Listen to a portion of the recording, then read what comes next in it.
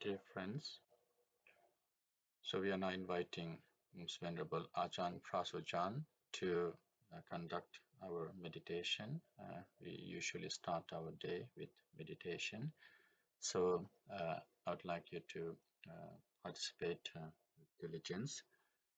Venerable Ajahn Sujan is the abbot of Varapunya Meditation Center in Aberdeen, and he has kindly agreed to participate and is now speaking to us. So I welcome Most Venerable Ajahn Prasojan.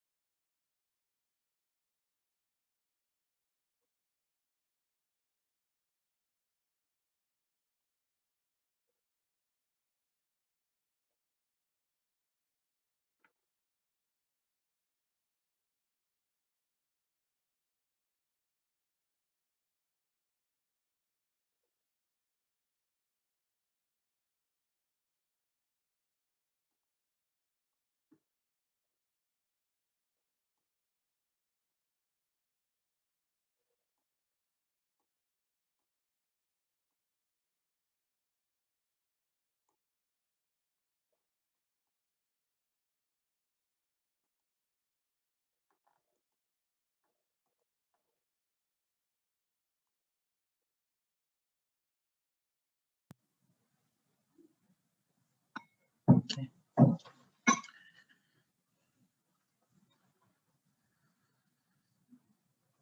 Namato Ratanatayasa.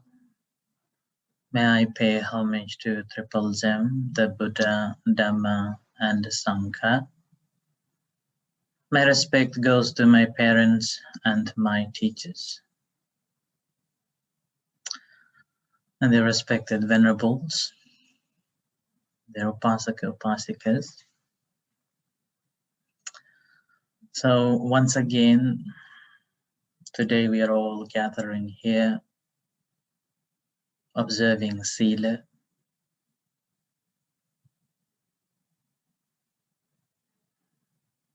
and practicing according to the teachings of the Buddha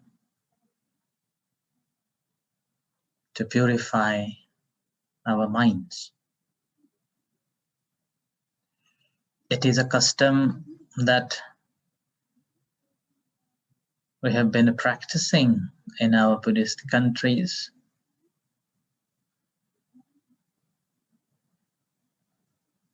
to observe Sila during the time of a full moons.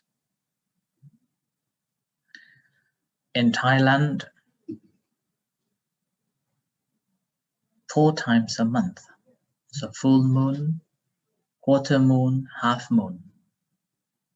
4 times a month, people will be observing a Sila, practicing meditation and listening to talks, and even staying overnight in the temples.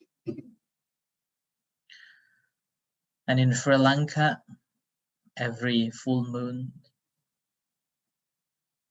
devotees will observe Sila wearing a white cloth and staying in the temples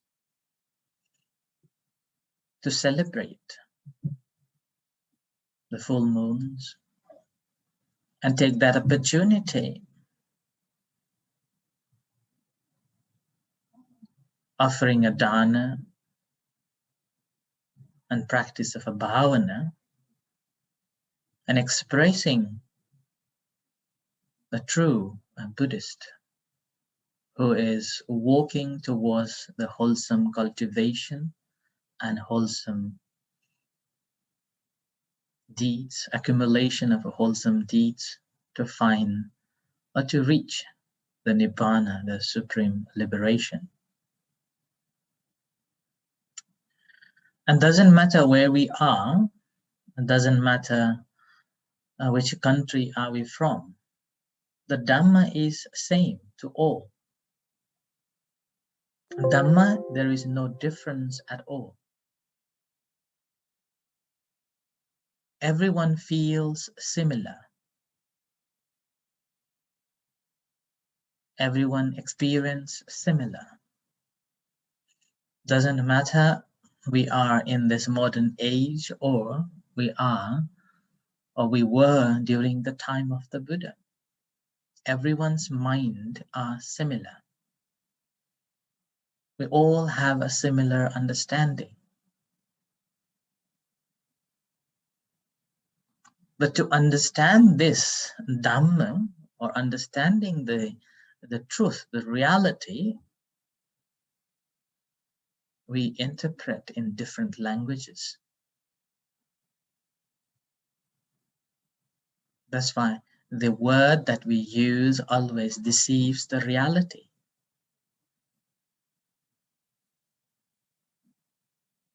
And the reality needs to be experienced, needs to understand by experiencing it. So that's why Buddha encouraged us to learn, like a pariyatti.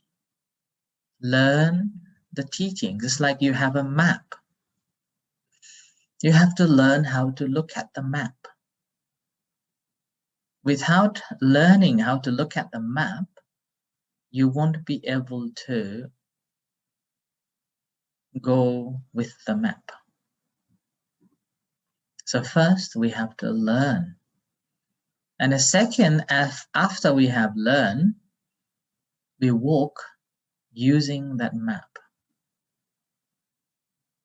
And after we have walked, as the map says, then we become a person who knows experience along the way. That's why our heart speaks same thing, but the expression will be different. Now you can ask yourself, things that you see and things that you hear, will it be different compared to someone, other people who is seeing and hearing? We all see same thing, we hear same thing. But when we translate into our words, it's become a different. And that difference is based on our experiences, our perceptions, and our understanding and our knowledge. So that's why we have different understanding on the same thing. But the reality is the reality. That's the Dhamma. Dhamma is always the same to everyone. And that is only the matter of our understanding. And everything becomes different because of our perception and memories and feelings. So that's why when you are practicing meditation, what happens is that you will be experiencing the real Dhamma. You will be learning about the real Dhamma. And in short form, you are learning to know your own heart and minds. You can ask yourself, do I know myself? You can ask yourself, do I understand myself? How do you define yourself? You're defining yourself by your name. You're defining yourself by your nationality. You're defining yourself by ethnic groups. Now, if you take out your name, who you will be. If you take out your nationality, who do you think you are? And if you take out the ethnicity, then again, who do you think you are? It's a very puzzling question that you can ask to yourself. So practice of the Dhamma is to understand these questions and finding the real person that you are. And that helps you to understand the whole nature of your own self. And once you have understood the reality of yourself, then that is the path to the liberation. And there was a story during the time of the Buddha. His name was Wangisa. And this gentleman, Wangisa, was very good at it, finding that after somebody died, where this person has reborn. And basically what he does is that he will knock the skull. Once somebody died, he will just knock on his skull and finds out where this person has reborn. And it happened that one day he wanted to challenge with the Buddha, that he can know wherever people passed away, and he can define it. And now here we have to understand that someone who is still worldling,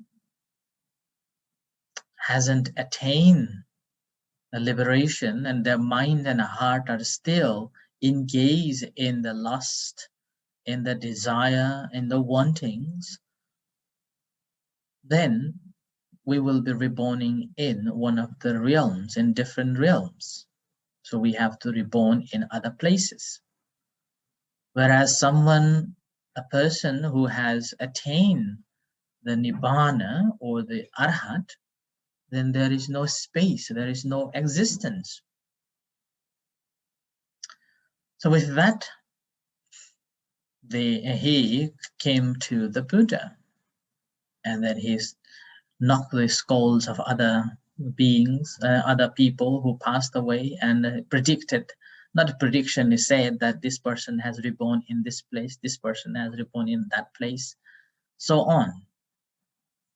And there was one skull which belongs to an Arhat monk. And Wangisa knocks on his skull few times, knocking. It's like knocking a door and then open up. And Wangisa knocks a couple of times and couldn't find where he has born. So then Wangisa told the Buddha, why I can't see where this person has reborn? And the Buddha said, oh, he is liberated. He hasn't reborn in anywhere else. He's free from the suffering. He's free from desires. He's free from any attachments. And Wangisa told the Buddha that, can I learn this technique? And the Buddha said, why not? Sure, but you have to become a monk. So Wangisa, from a person who was practicing this superstitious beliefs, or this quality that he could tell someone who passed away has reborn in these different places, become a monk and practices the meditation. And eventually he also realized the true Dhamma, understanding the reality of a person, that who that person is. And after that realization, this Wangisa initially had an agreement with his friends that he would not convert himself to be a Buddhist, but he is there only to learn the technique to know where this person has reborn. But after he became an Arahat, he stayed as a monk, as a Buddhist.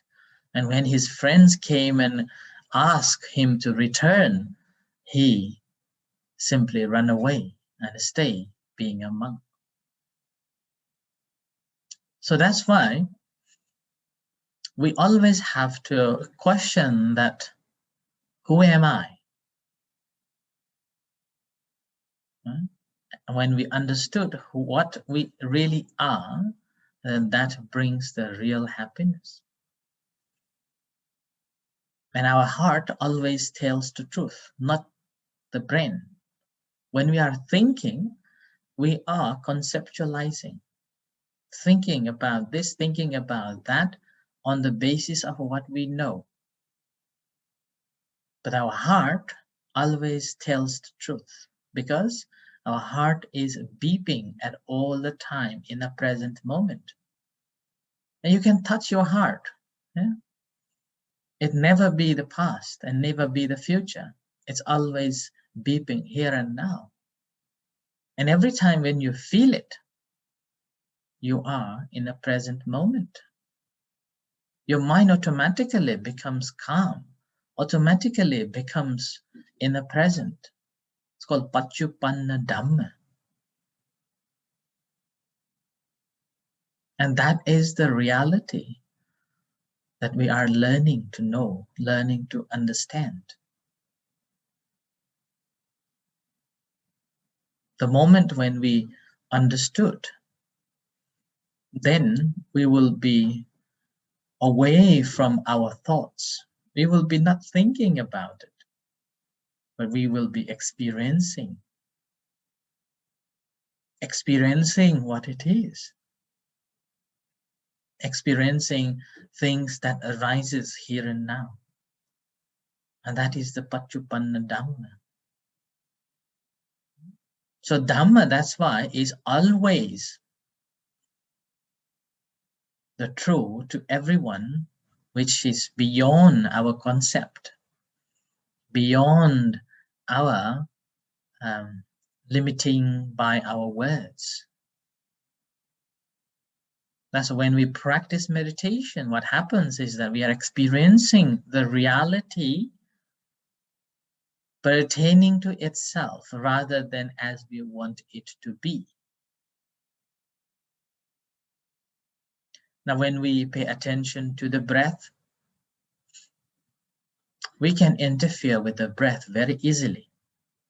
So you can make it long, you can make it short, you can hold the breath, you can generate the breath, you can make it coarse breath, a subtle breath, different ways.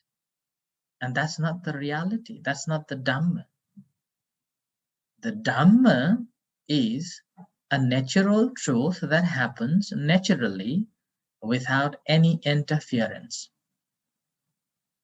Because when we interfere with the breath, what happens is that we cannot continue doing it as we have started. Suppose you are making it long and you are making it short, then you are constantly having to do. So you have a desire to do it long, short, long, short. And after a couple of time, you will be fed up. You will be feeling bored. I don't want to do it anymore. I want to do something else. Things that you do regularly, with your wanting, when something changes, then what happens? You become angry, you become unhappy, and you will be imprisoning yourself. Suppose you've been playing games all the time and suddenly now you have to come and observe Sila. Your mind will be fighting. I don't want to observe Sila. I don't want to practice the Sila. I don't want to listen the talks. I don't want to. That is, I don't want, constantly bothering you. Yeah? Because you've been controlling what you want. And you are going along with always what you want. And that Dhamma is different. A practice of a meditation is to understand that desire, the want, and understanding that why am I having this desire? And when I have that desire, what happens in my mind? What happens in my heart? And then how I influence other people, how I began to quarrel myself and quarrel with others. You will be thinking of unfair. It's not fair. You've been getting this much and you've been getting that much. Why I can't get this? This is the only thing I want. This is the only thing I desire, nothing else. So on like that. And with that, you will be developing this quarrel, developing this conflict now and then. And that's not the Dhamma. Dhamma is very peaceful. Dhamma itself is very calm. Dhamma itself is very smooth. It's like a water flow in a river. It flows naturally, like a wind that flows. It blows naturally. So does in our mind, our feelings, that flows naturally. And a practice of a Dhamma is basically to understand that natural flow, that we have no desire at all, we have no conflict with it at all, and we are making a peace with it. Now we have to ask ourselves that can I be with the Dhamma, with the nature, with the reality? And the moment when we compromise or what's called jigsawing with, mingling, joining with the Dhamma, then we become a very comfortable person to be in this nature. We become able to compromise with everything, an ability to accept every situation without any conflict, accept any person without any prejudice. Now you have to ask yourself, can I accept different environments, different people? When you see other people, let's say other nationalities, or let's say other ethnicity, can you accept them? Can you accept them with a kind and a compassionate heart? The moment when you still have a difference, I am Sri Lankan, I am Thai, I am Nepalese, I am British, then basically you haven't understood the Dhamma. You are differentiating, I am better than them. You haven't accepted the reality. You haven't accepted the Dhamma. You haven't understood the Dhamma. When we understand the Dhamma, we will be able to accept, like a tree in the forest, ability to accept all sort of nature. Have you seen the tree, or have you been to the woodlands? I believe that you have. You can connect with the trees, that you are one of those trees, and how this tree accepts the nature, how this tree adapts the culture of that woodland without having any trouble. So that is the Dhamma that we have to learn, we have to develop. Ability to accept everyone, every situation without having any troubles. And secondly, not only acceptance, but you have to learn to respect. Ask yourself, can you respect others? And believe me, in order to respect others, you have to respect yourself too. When you respect yourself, then you will be able to respect others, respecting as they are, rather than judging by their wearings, by their culture, by their eatings, talkings, and knowledge, so on. It's very easy that we can say to others, oh, you're stupid. Yeah? It's very easy to say that I am better than you. The moment when we say like that, basically we haven't understood the Dhamma. We haven't understood ourselves. But the moment when we respect them, respect their abilities, their presence, then we see how valuable they are. They are very valuable for us. The Chinese philosopher Gongchu, Kongchu, or Lao Tzu, like that, he said that we can learn from everyone if we know their value in the presence of ourselves. So likewise, the Dhamma is to understand ourselves, the reality pertaining to itself rather than as we want it to be. A practice of a meditation is that. The practice of a meditation is not about thinking of something else, but about knowing your heart, knowing up yourself. And can you feel your heart? Can you connect with your heart? And can you liberate yourself from all those clutters and wrongdoings and bad things, bad actions and bad behaviors? We have observed 8 precepts that basically we are lifting ourselves from normal routine and lifting ourselves to be a little bit better conditioning ourselves, simply to practice and grow wholesome deeds in us. And that will help us to grow like a lotus flower blossoms from the mud and blossoms beautifully. We are also cultivating these good things by observing the sila, practicing a bhavana, so that this beautiful lotus can blossom and help us to understand the Dhamma reality pertaining to itself.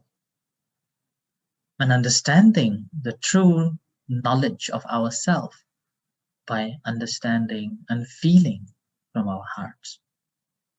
So with this in mind, let's practice meditation for a few moments. Okay? So sitting in a comfortable position,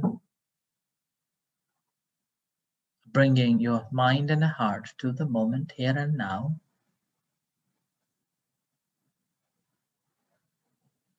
Relax yourself.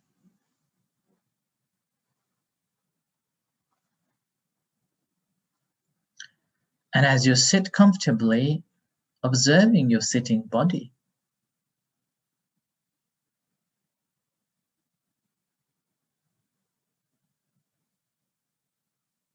As you're sitting, imagining that you are sitting in front of the mirror and looking at your sitting body, observing the entire body and making sure that you are sitting comfortably.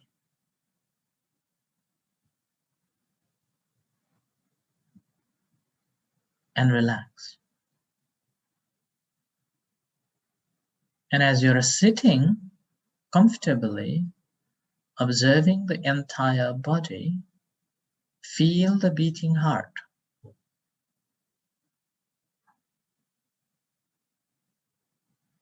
Now, can you feel the beating heart?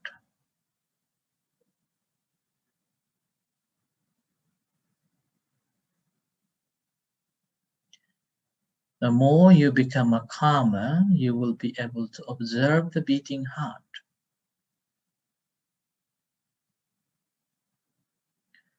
Now, if your mind is still wandering, thinking,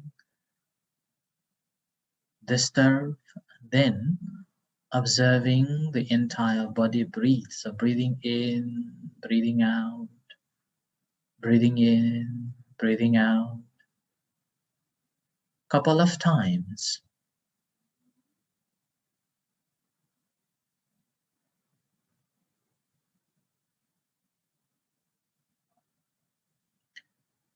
And each time when you breathe in and breathe out, consciously making a note that I am breathing in, I am breathing out.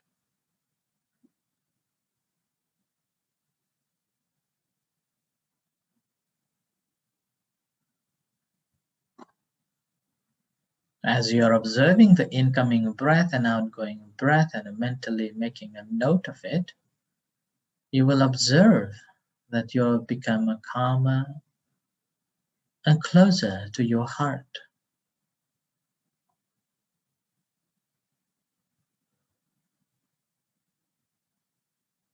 And trying to observe the beating heart.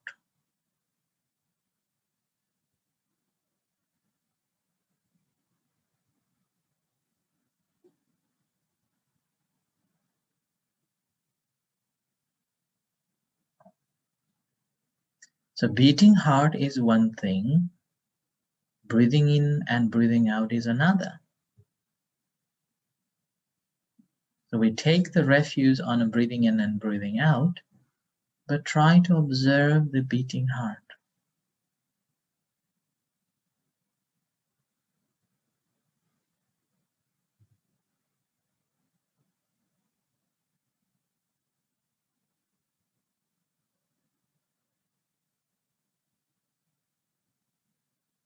And remember, to observe the beating heart, you need a really calm mind, really quietened mind.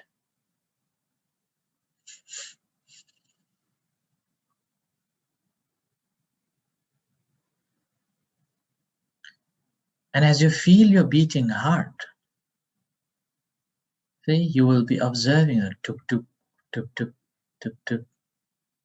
You feel the muscles are beating as well like a drum.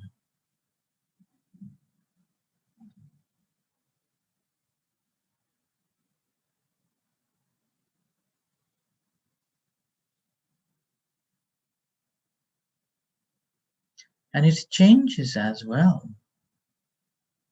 When you breathe in and breathe out, it compresses this beating heart. And there's a moment that it quietens and also becomes so dominant that you can feel it.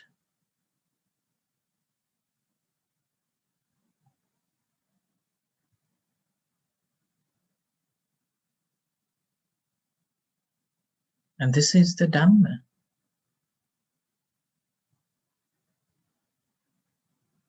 That happens naturally, normally.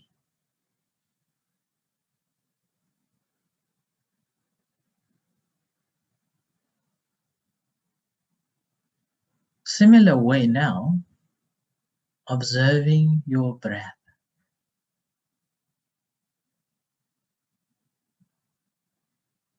When you observe the breath, it expands the entire body.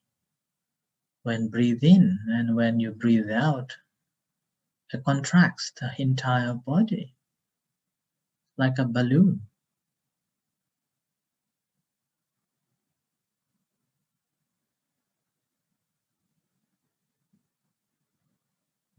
And this is the Dhamma too.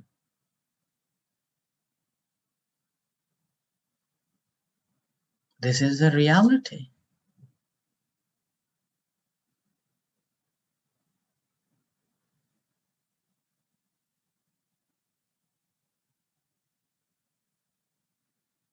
Do not interfere with it. Do not try to make it longer or shorter, but observing it as it is. And you will understand that this incoming breath and outgoing breath are different. And your mind, which is observing, is different.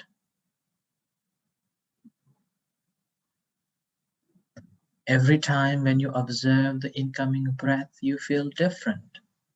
Every time when you observe the breathing out, you feel different.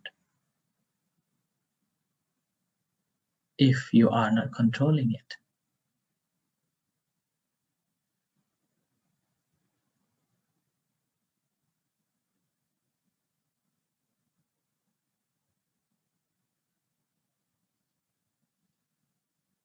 And the more we closely watch it, observe it, mentally making a note of it, mind becomes calm, tranquil, and very alert, very sharp, fully awake, an ability to observe everything that is taking place.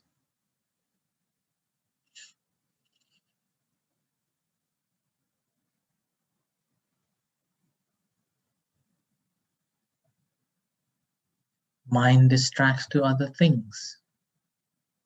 That is also good. That is a Dhamma. Mind always needs to move. Mind always needs to change. So we understand it.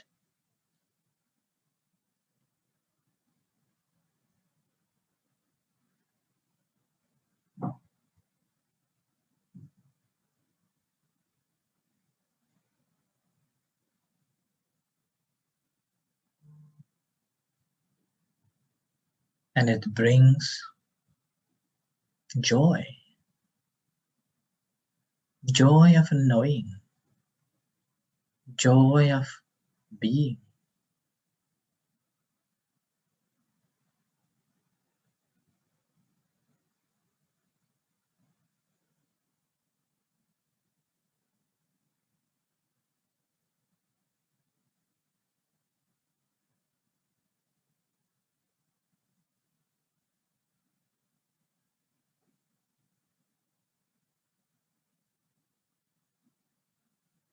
We do not have to think anything. We do not have to expect anything. But whatever is happening, knowing, seeing, as it occurs.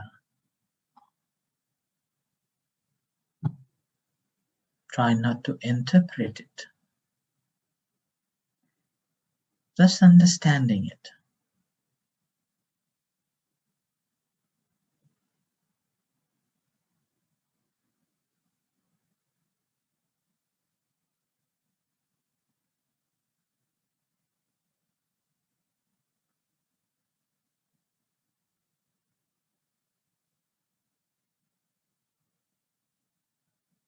So whatever happens, simply knowing, seeing,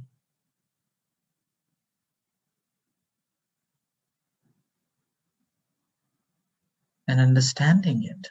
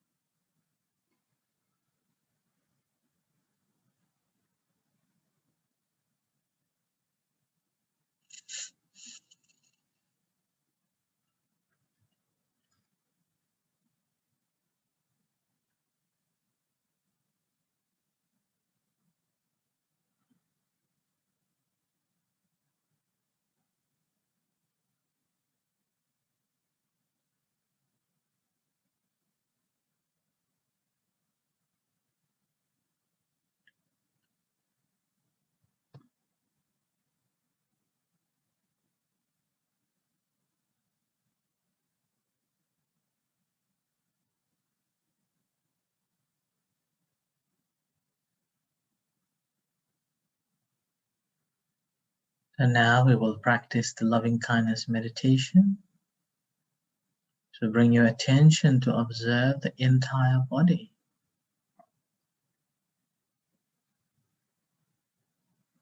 Whatever sensations are there in your body, observing it. Bring that attention to your hands. Do not move your hands, but observe the sensations in your hand.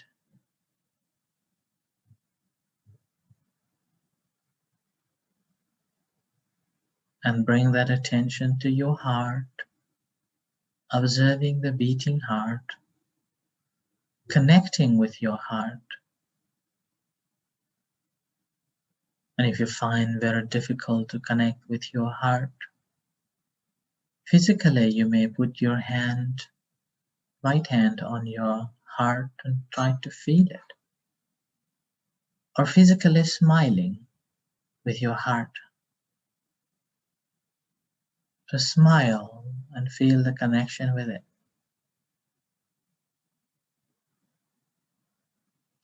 And when you feel the connection with your heart, generating loving kindness and compassion to yourself, telling to yourself, may I be happy. From bottom of your heart, sharing this happiness to yourself.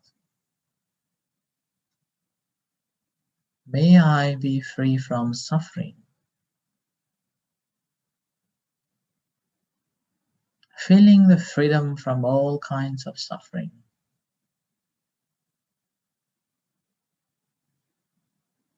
May I be at peace.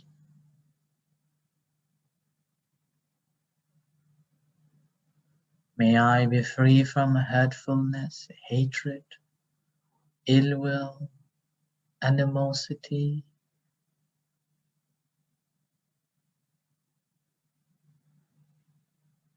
May I be liberated, liberated.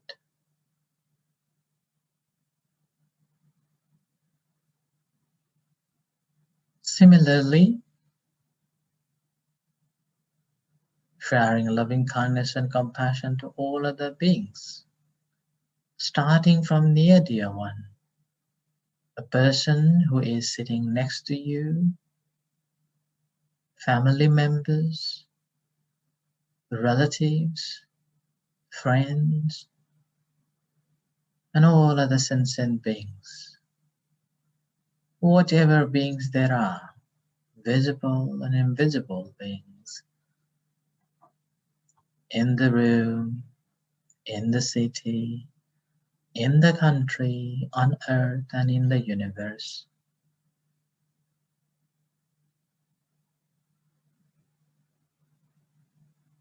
Whatever beings there are, visible and invisible, may they be happy.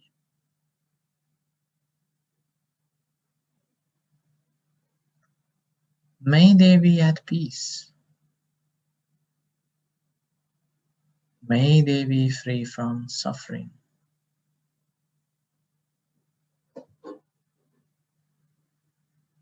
May they be free from troubles of a body and mind.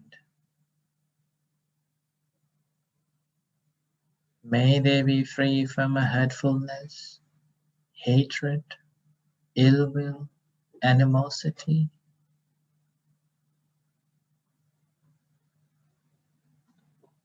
May they be liberated, liberated, liberated.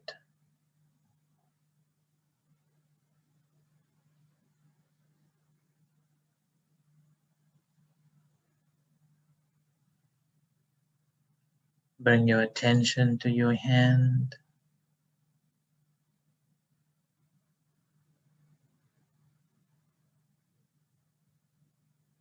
Observe the sensation in your hands.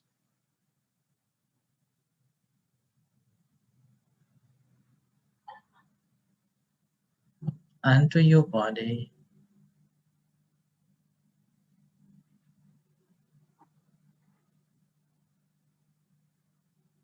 And as you hear the gong, the third time, slowly open your eyes and come out from meditation.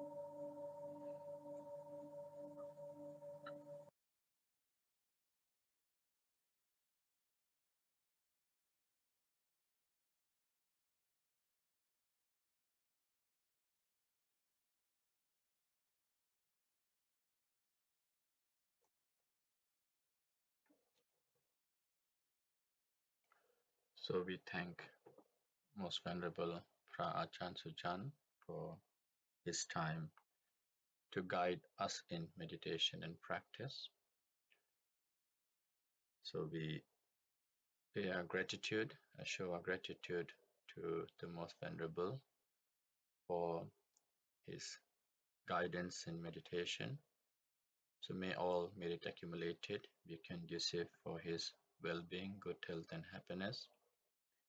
May he have more courage and determination to continue all the sasanic services he is rendering to the many communities in Aberdeen as well around the world. So he's also contributing a lot to our center for our programs, and may all merit accumulated be conducive for his good health and happiness. Sadhu, sadhu, sadhu. So now we will be holding our Sutta analysis on Dhammadaya Sutta, led by Most Venerable Dr. Pullumre Sorte Nayakathera, my teacher, and he has also agreed to support us in this religious observance.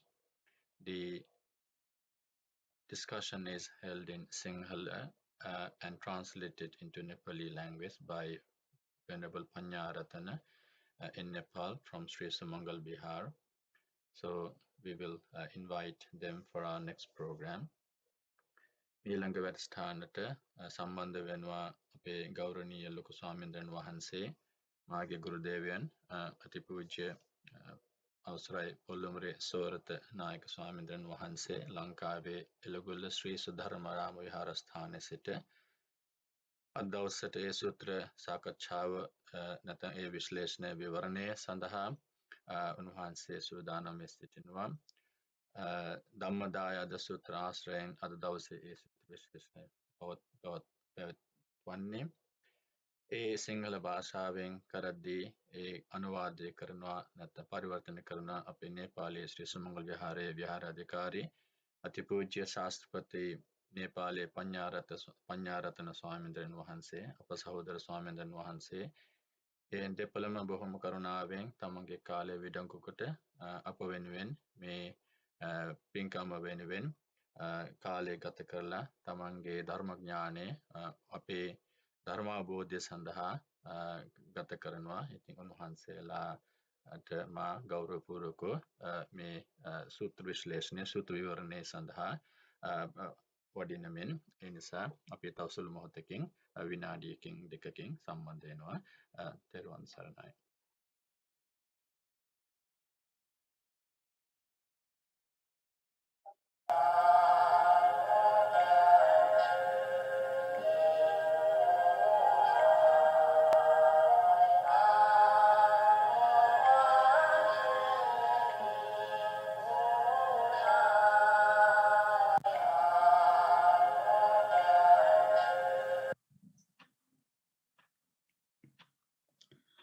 හොඳයි තෙරුවන් සරණයි. මේ අදත් අපි සුපුරුදු ධර්ම සාකච්ඡාව ආරම්භ කරන්නට බලාපොරොත්තු වෙන්නේ.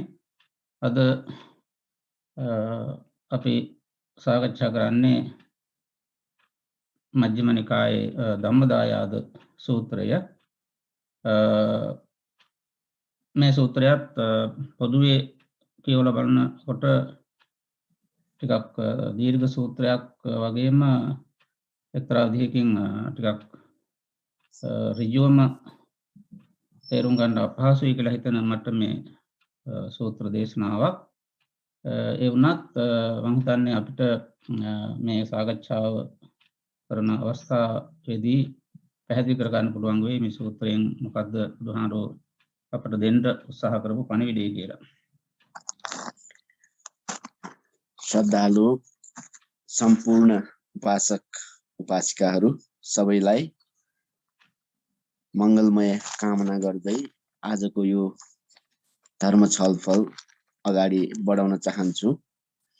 आज हामी छलफलको विषयको रूपमा रहेको छ मध्यम निकाय अन्तर्गत धम्मदायाद सूत्र, जुन सूत्र धेरै लामो सूत्र पनि होइन र छोटो सूत्र पनि होइन। यो सूत्रलाई पढ्दै जाने क्रममा एकैचोटि हामीले बुझ्न नसक्ने एउटा विषयको रूपमा रहेको छ यो सूत्रको विषयवस्तु। तैपनि हामी साकच्छा छलफल गर्ने क्रममा यो सूत्रको बारे केही कुराहरू बुझ्न सकिन्छ भन्ने मनसाय राख्दै यो छलफल अगाडि बढाउँदैछु। මේ සූත්‍රයේ නම කියනකොටම අපිට මේ වැරදි වෙන කරුණු වචන දෙකක් තිබෙනවා. ධම්ම දායාද කියන වචන දෙක. ඒකදී අපි තේරුම් ගත යුතුයි ධම්ම කියන වචනේ අර්ථයත් ඒ වගේම දායාද කියන වචනේ අර්ථයත් අපි තේරුම් ගන්න ඕන. ඊළඟට මේකම සඳහන් වෙනවා ධම්ම දායාදා මේ භික්ඛවේ භවත මා ආමිෂ දායාදා කියලා. මේ ආමිෂ දායාදා කියන වචනේ එතන තියෙනවා. ආමිෂ කියන වචනේත් මේකේ ඉතාම වැදගත් වෙනවා. එතකොට මේ සූත්‍රයේදී අපි ධම්ම කියන වචනයත් දායාද කියන වචනයත් ආමිෂ කියන වචනයත් මේ වචන තුන විශේෂයෙන් තේරුම් ගැනීමට උත්සාහ කරන්න ඕනේ. साकच्छाको सुरुवातमा नै हामीले सर्वप्रथम यो सूत्रको नाम धम्म दायाद भनेर रहेको छ। सूत्रको नाम हेर्ने क्रममा यो दुईवटा शब्द मिलेर बनेको शब्द हो धम्म र दायाद। र यसै सिलसिलामा धम्म दायाद भन्ने यो शब्दसँगै यो सूत्रमा अर्को एउटा सूत्र शब्द पनि जोड्न आएको छ। त्यो शब्द हो आमिष दायाद। त्यस अनुसार मुख्यतः यो सूत्र अध्ययन गर्ने क्रममा तीनवटा शब्दहरूलाई ध्यानाकर्षण गर्नु अत्यन्त जरुरी छ। ती शब्दहरू हुन् धम्म, दायाद र आमिष भन्ने यी शब्द तीनवटालाई ध्यानाकर्षण गर्दै हामी यो छलफल अगाडि बढाउन चाहन्छौँ। එතකොට මේ සූත්‍රය දේශනා කිරීමට විශේෂ හේතුවක් දක්වලා නැහැ. මෙහිදී ඍජුවම බුදුරජාණන් වහන්සේ සරත් නුවර ජේතවනාරාමේදී භික්ෂුන් ආමන්ත්‍රණය කළා තමයි මේ සූත්‍රය දේශනා කරලා තියෙන්නේ. ඉතින් අර අපේ ධම්ම පළමුවෙන් අපි සාකච්ඡා කරපු සූත්‍ර දෙකේම වගේ තමයි. ඒ කියන්නේ පළමුවෙන් සාකච්ඡා කරපු මේ එක සූත්‍රයක් මේට පෙර සාකච්ඡා කරපු සූත්‍රයක් තමයි මේ මූලපරියාය සූත්‍රය.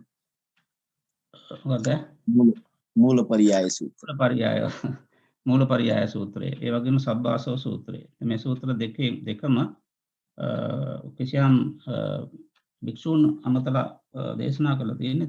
ඒක දේශනා කිරීමේදී ඒ භික්ෂු පිරිසගේ ස්වභාවයන් පිළිබඳව අපට යම්කිසි මේ හිතන්න ඉඩක් තියෙනවා. මොකද මේ යම්කිසි පිරිසකට නිකන් අවවාදාත්මකව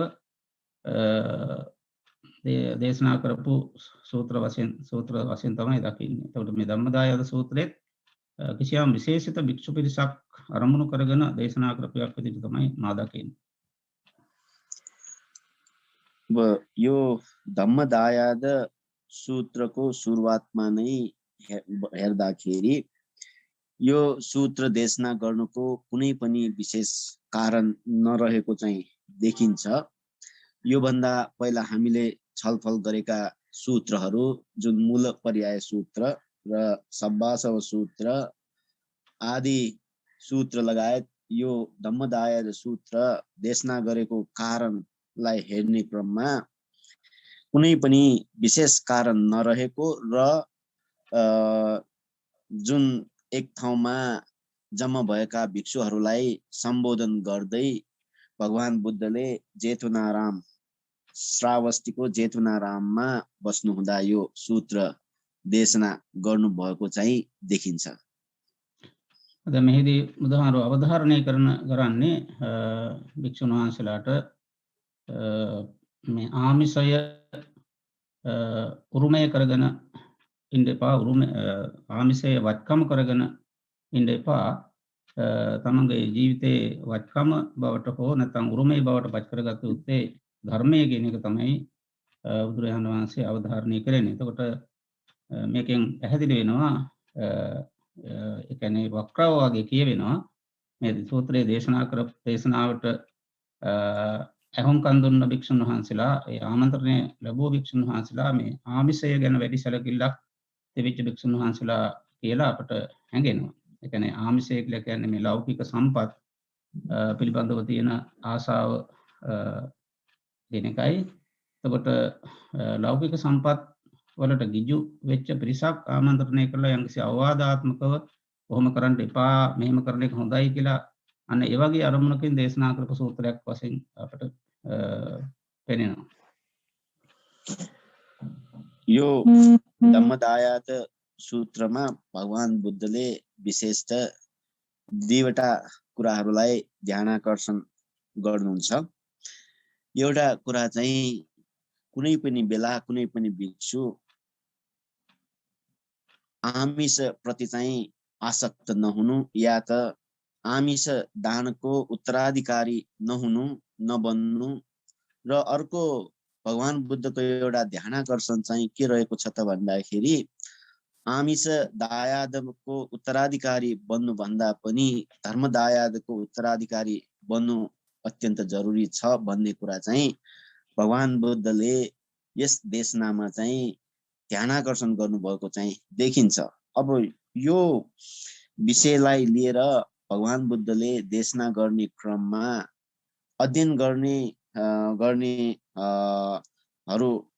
रूपमा हामीले यसमा चाहिँ एउटा कस्तो खालको एउटा व्यङ्ग तरिकाले चाहिँ भगवान बुद्धले यो देशना गर्नु भयो त भन्दाखेरि जुन यो सूत्रलाई श्रवण गर्ने श्रावकहरू छन्, ती श्रावकहरू मध्ये अधिकांश श्रावकहरू धर्मदायाद भन्दा पनि या त धर्मलाई उत्तराधिकारी बनाएर बसेका भन्दा पनि आमिषलाई उत्तराधिकारी बनाएर बस्नुभएका भिक्षुहरू बढी रूपमा रहेको र त्यही कारणले गर्दाखेरि भगवान बुद्धले यो कुरालाई जोडतोडका साथ एउटा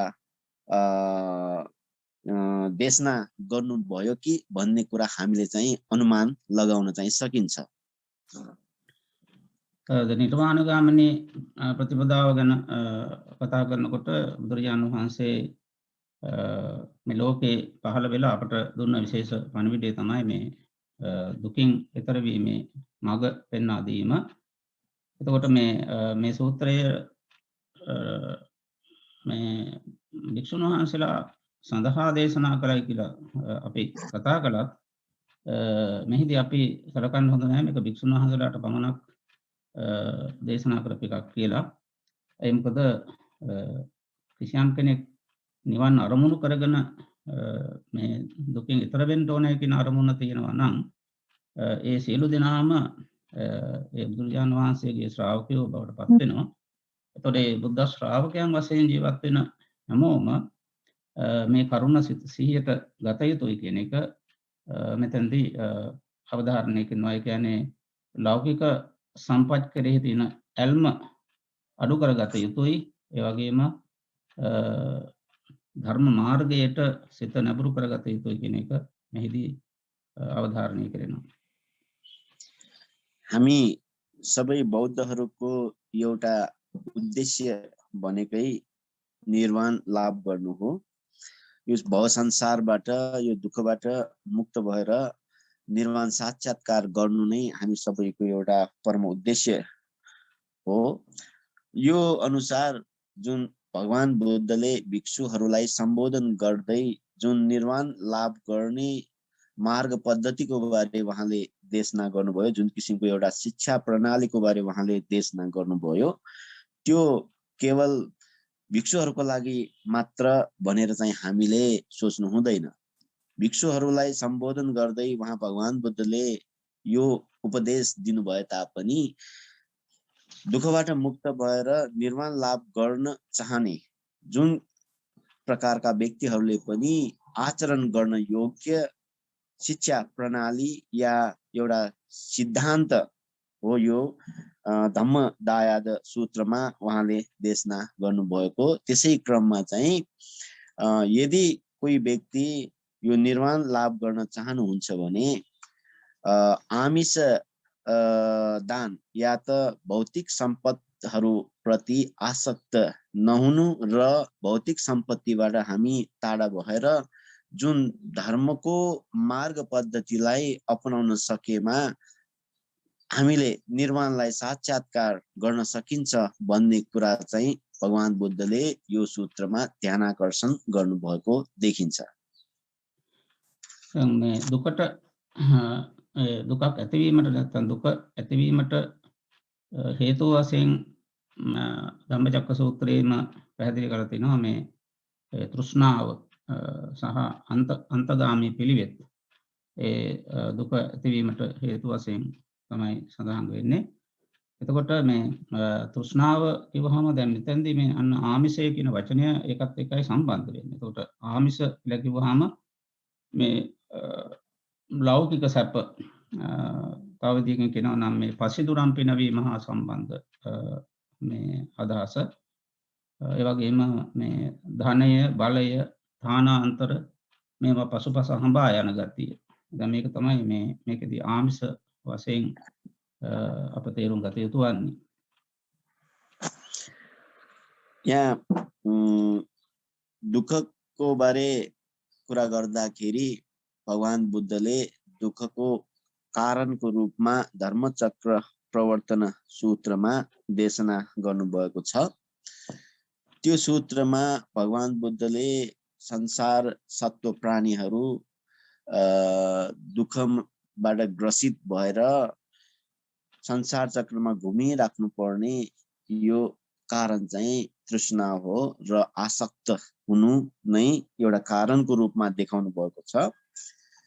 यहाँ यो तृष्णा र आमिष भन्ने शब्द एक अर्कोसँग जोडेर हामीले हेर्न सकिन्छ र बुझ्न सकिन्छ। तृष्णा कसरी उत्पन्न हुन्छ त? तृष्णा भन्ने यो उत्पन्न हुन्छ यो आमिषको कारणले गर्दाखेरि। आमिष भन्दाखेरि विभिन्न हरेक किसिमका भौतिक तत्त्वहरूलाई नै हामी आमिष भन्छौँ र भौतिक सम्पत्तिहरू प्रति पञ्च इन्द्रियहरू को सुखको कामना गर्दै अगाडि बढ्ने क्रममा हामीमा एउटा आसक्ति उत्पन्न हुन्छ। त्यो आसक्तिलाई नै हामी तृष्णा भन्छौँ। त्यसलाई एउटा अर्को शब्दले भन्नु पर्दा चाहिँ त्यो एउटा किसिमको आमिष दायाद हो।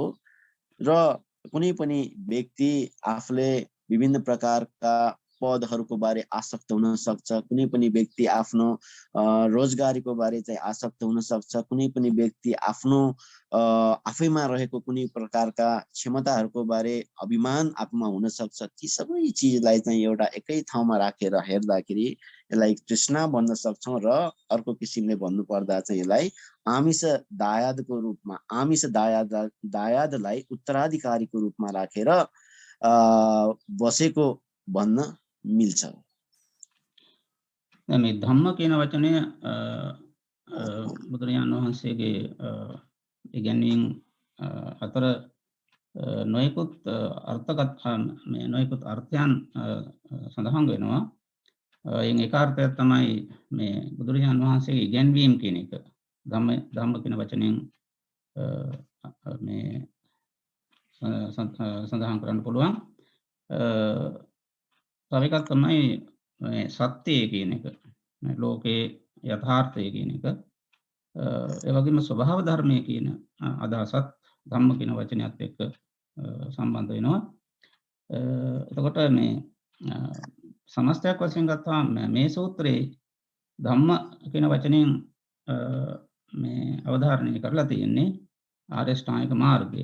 ඒ කියන්නේ දුක නැති කිරීමේ මාර්ගය, දුක්ඛ නිරෝධ ගාමිනී ප්‍රතිපදා කියන එක තමයි මෙතන ධම්ම කියන वचनें बुधहारो अर्थ गर्नलाई दिने।